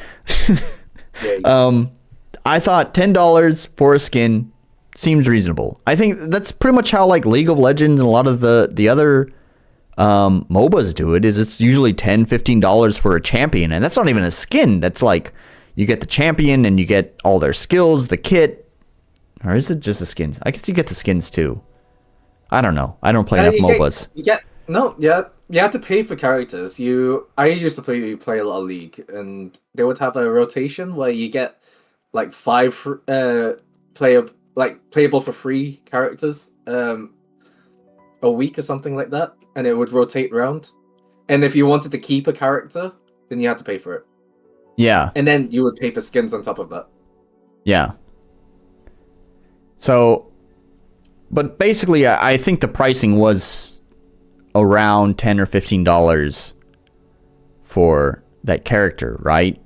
And that's how it was in Warframe too. Is like you can technically unlock any of the Warframes in game if you wanted to, or you could just buy the new Warframe outright, and it would usually equal about $10 or $15. Which I think that's reasonable. It's a free-to-play game. They got to earn their money somehow, and they, at least with Warframe, they give you the opportunity. It's like you can access it now if you want, or you can go grind for the new character and not spend any real money. I don't know. Yeah. But I really fucking hate how MiHoYo and all these mobile games just were like, it's free to play, but if you want a specific item, you could drop anywhere between $5 to $200 and maybe get the item that you want. And then all the people come in with excuses. Oh, but they have a pity system. Yeah, well, all these other fucking games don't even make you have to have a pity system. They just let you buy the fucking thing that you want. I mean, if we're talking about... We brought up MOBAs earlier, and they don't let you play the characters. You have to stick to their rotation. They give you the characters you can play if you want to play for free. Yeah, well, I'm not even talking about that. I'm like DE, or Digital Extremes, whatever. Warframe is generous that they let you... They give you an ability to earn the characters for free if you want to. Now, I played Smite. That was really the only MOBA that I played, and you could still earn the characters in-game for free. It would take a long time, but every battle you complete, you would earn coins or whatever, and then you could save up your coins to buy a skin, or you could buy a new character or whatever. So you wouldn't have to spend real money if you didn't want to, but it definitely did take a long time to do that. Yeah. My main point is, if you see the thing that you want, you can just buy it. Just get it. Yeah, that's fair. It would be nice, yeah. Less RNG systems, less paying for things that you didn't want. To Seems like we're moving that way though. Oh, at least you know. We're at least moving in, that like, way because people just let it happen. People make excuses like, "Oh, they have the pity system," or what is the other one? Nikkei. That was the other popular one. I hear people all the time say like their gacha is so much more forgiving, it's so much more beneficial, but it's still fucking gacha. They don't have to do that. It's still a predatory model. But every time it's the slippery slope, like right, like they not slippery slope, but it's like they push really hard in one way, where everyone's like gacha is terrible, so then they reel back just a little bit. They don't give you it all. They just pull back a little bit and say, "Oh, it's still gacha, but don't worry, we have a pity system." And then everyone's like, "Oh, well, at least it's not that bad," and so they accept it. They totally forget about what was before. Does that did I say that clear enough? I don't know. I think there's definitely a culture around it. There's definitely people who want the gacha. They like the idea of paying for things that they get and then spending more money. I don't know. It's a weird culture. And I know especially in Japan it's super popular, isn't it? That's like the main way people play. Oh yeah. Like single player games, like mobile gaming is the way in like Asian countries. People love that shit, and I don't understand myself, but if there's a market for it, I think people should just do what they want. I guess so. I guess part of it is just frustration because I do genuinely enjoy MiHoYo's games, or at least I enjoyed Genshin Impact. I don't know, I haven't played their other ones. Their other games do look fun though, and I did enjoy Genshin Impact, but I'm just so frustrated that I cannot enjoy it because of the monetization that's tacked onto it. It is a good game that is completely destroyed by the monetization. Yeah. That's fair. Yeah. In fact, I mean, that's the reason why I stopped playing as well. It's just all the timers. I hate timers in these free-to-play games. Yeah. If they ever That's what ruins it for me. If they released a $50 buy-to-play version of Genshin Impact where they just removed all of that free-to-play bullshit, I'd buy it. Hell yeah, full price. $50? Sure, done. 60? Sure, whatever. But it's just difficult to actually have that stance because the companies made bank doing it this way. Of course. Keep supporting them.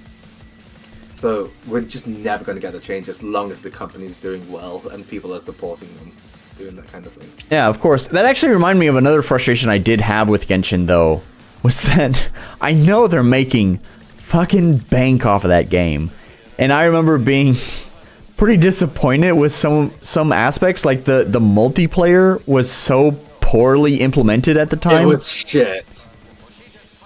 I don't even know how it is now, but I would not play Genshin with other people. I hated it. $50 full game, not worth it when you can make more money in a year than Elden Ring does in its lifetime. Yep. Yep. Yes, because people support this business model. Stop it, people! I don't know, people like it. I gotcha for waifus. I got you for 2D PNG in some games. 3D model. I gotcha for 3D model. Yay. To be honest, I haven't even really looked into the like private server, custom server for Genshin in quite a while now. I wonder if anyone has done it yet, now that MiHoYo has moved on to Zenless Zone Zero or whatever. Maybe someone has finally cracked. Because I still see like new fan arts of new Genshin characters, and I'm like, oh yeah, a new Genshin character just dropped, huh?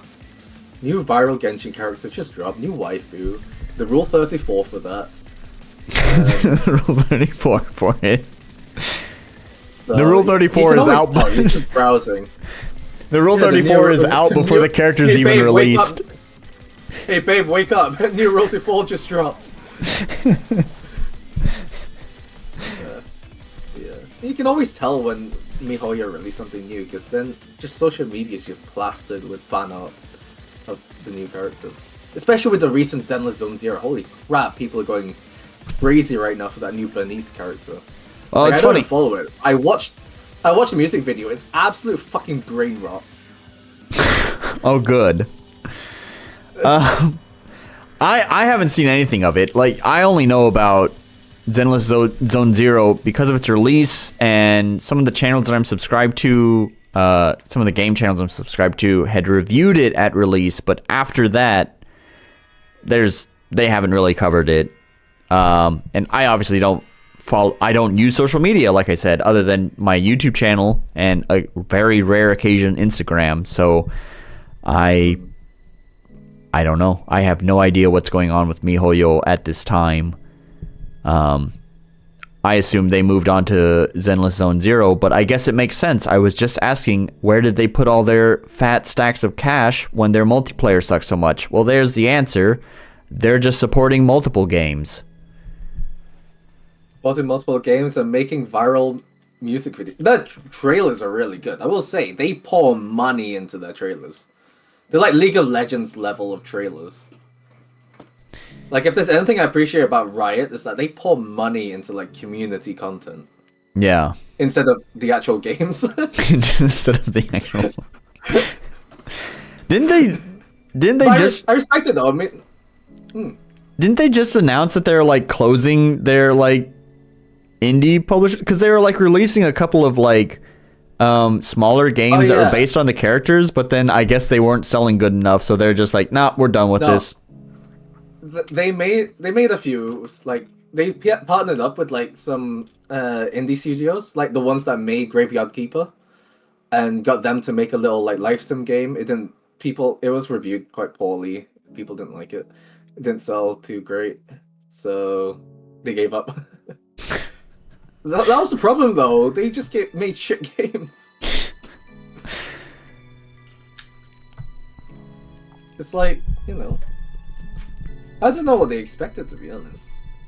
I mean, they did work with reputable indie studios, so I guess they expected better of them. But I don't know what happened. There's something about paying somebody to do your creative work that doesn't turn out well, huh? I mean, you never know what's going on in the mind of a AAA developer when you had, like, who was it? WB, I think, who was like,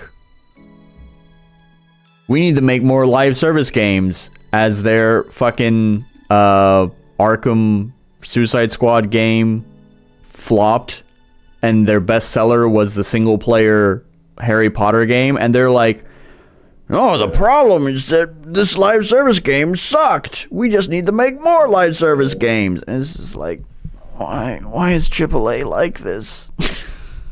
I know, and it's crazy. It's like looking at the sales for all the games, like Ubisoft's stock is going down. One of the biggest selling games of the year is Astro Bot, which is not the most expensive game to make at all, and it's Sony's biggest exclusive, like biggest revenue earning exclusive of the year. And it's just an advertisement for the PS5. Yeah, but it's genuinely a good game, and it wasn't high budget. No. It looks very charming. I don't have a PS5, so I honestly don't know. But what I've seen of it, it looks very charming. I watched a VTuber play it. Yeah. Of course you watched a fucking VTuber play it. Oh, you got a problem.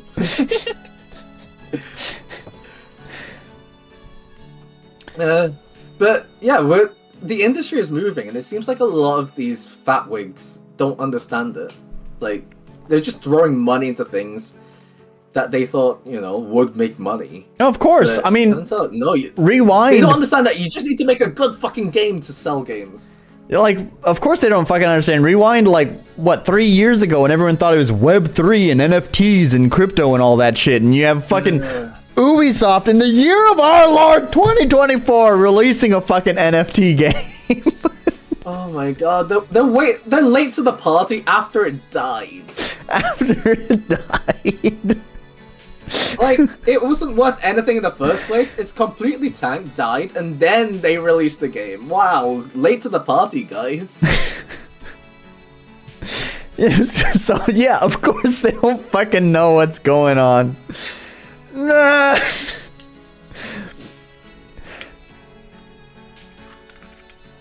Game industry sucks. Yeah.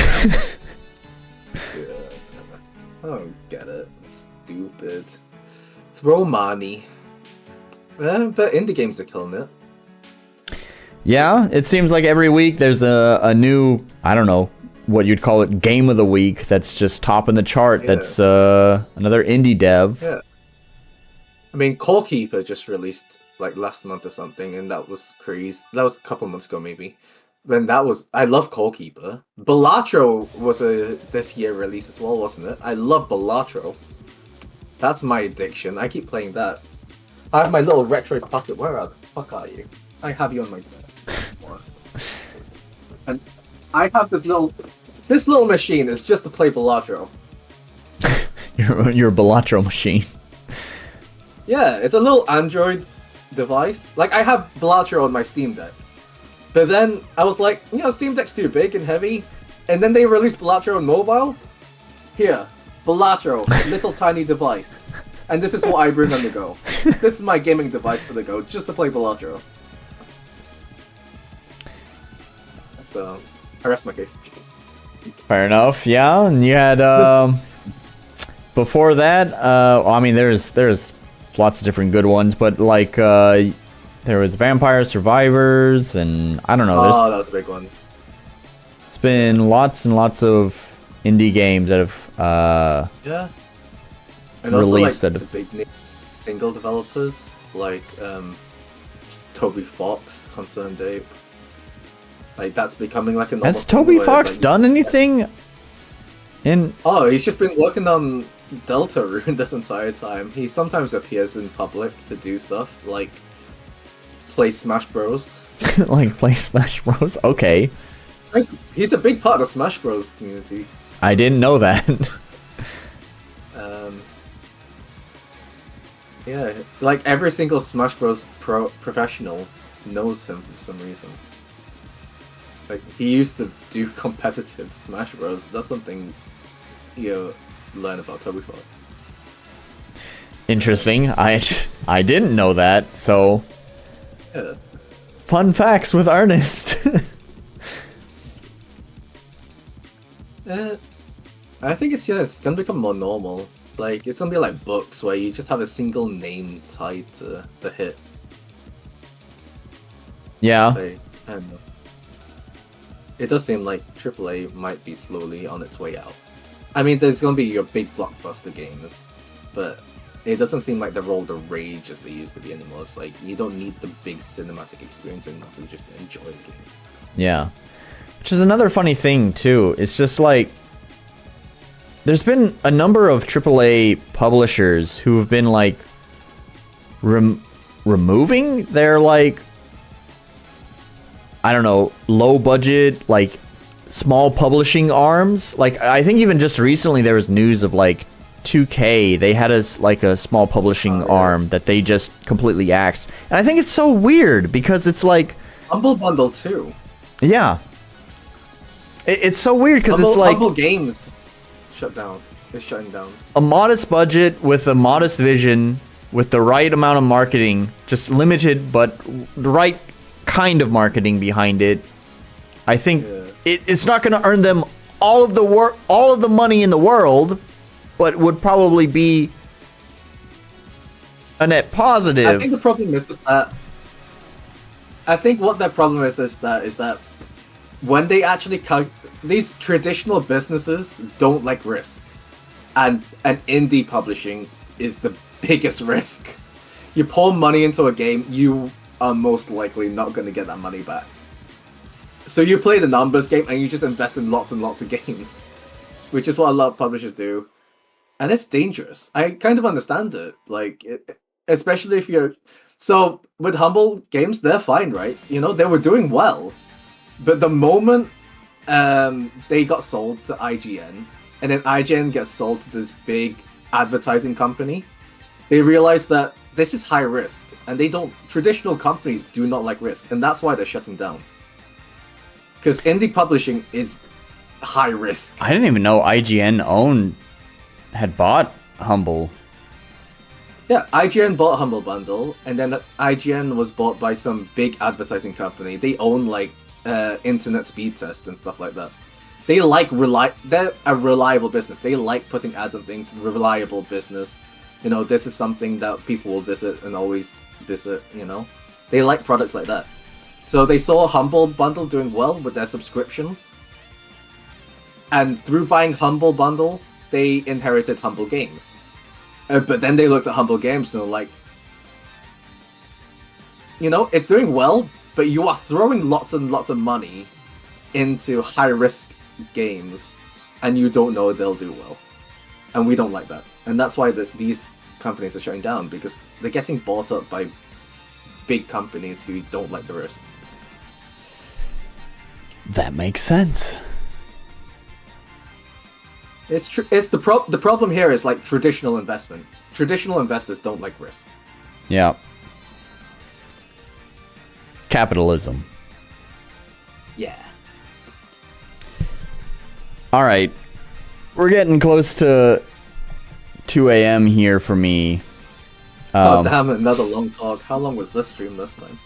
Not as long as our usual ones. We've gone... I think our longest has been like maybe 7 hours or something. Oh, yeah. We haven't achieved... I don't want to set a new record, basically. Fair enough. We had a good talk. We talked about hookers. We talked about hookers. It's always a good time when you talk about hookers. Yeah. So, yeah, let's wrap up here. Yeah, it's been good. Yeah. It's been good. So, thanks to everyone who's come and sat here for this whole time. Most of this stream was us just talking. Yep. So to everyone in chat, thank you so much for joining, and see you in the next one. Bye. Bye-bye.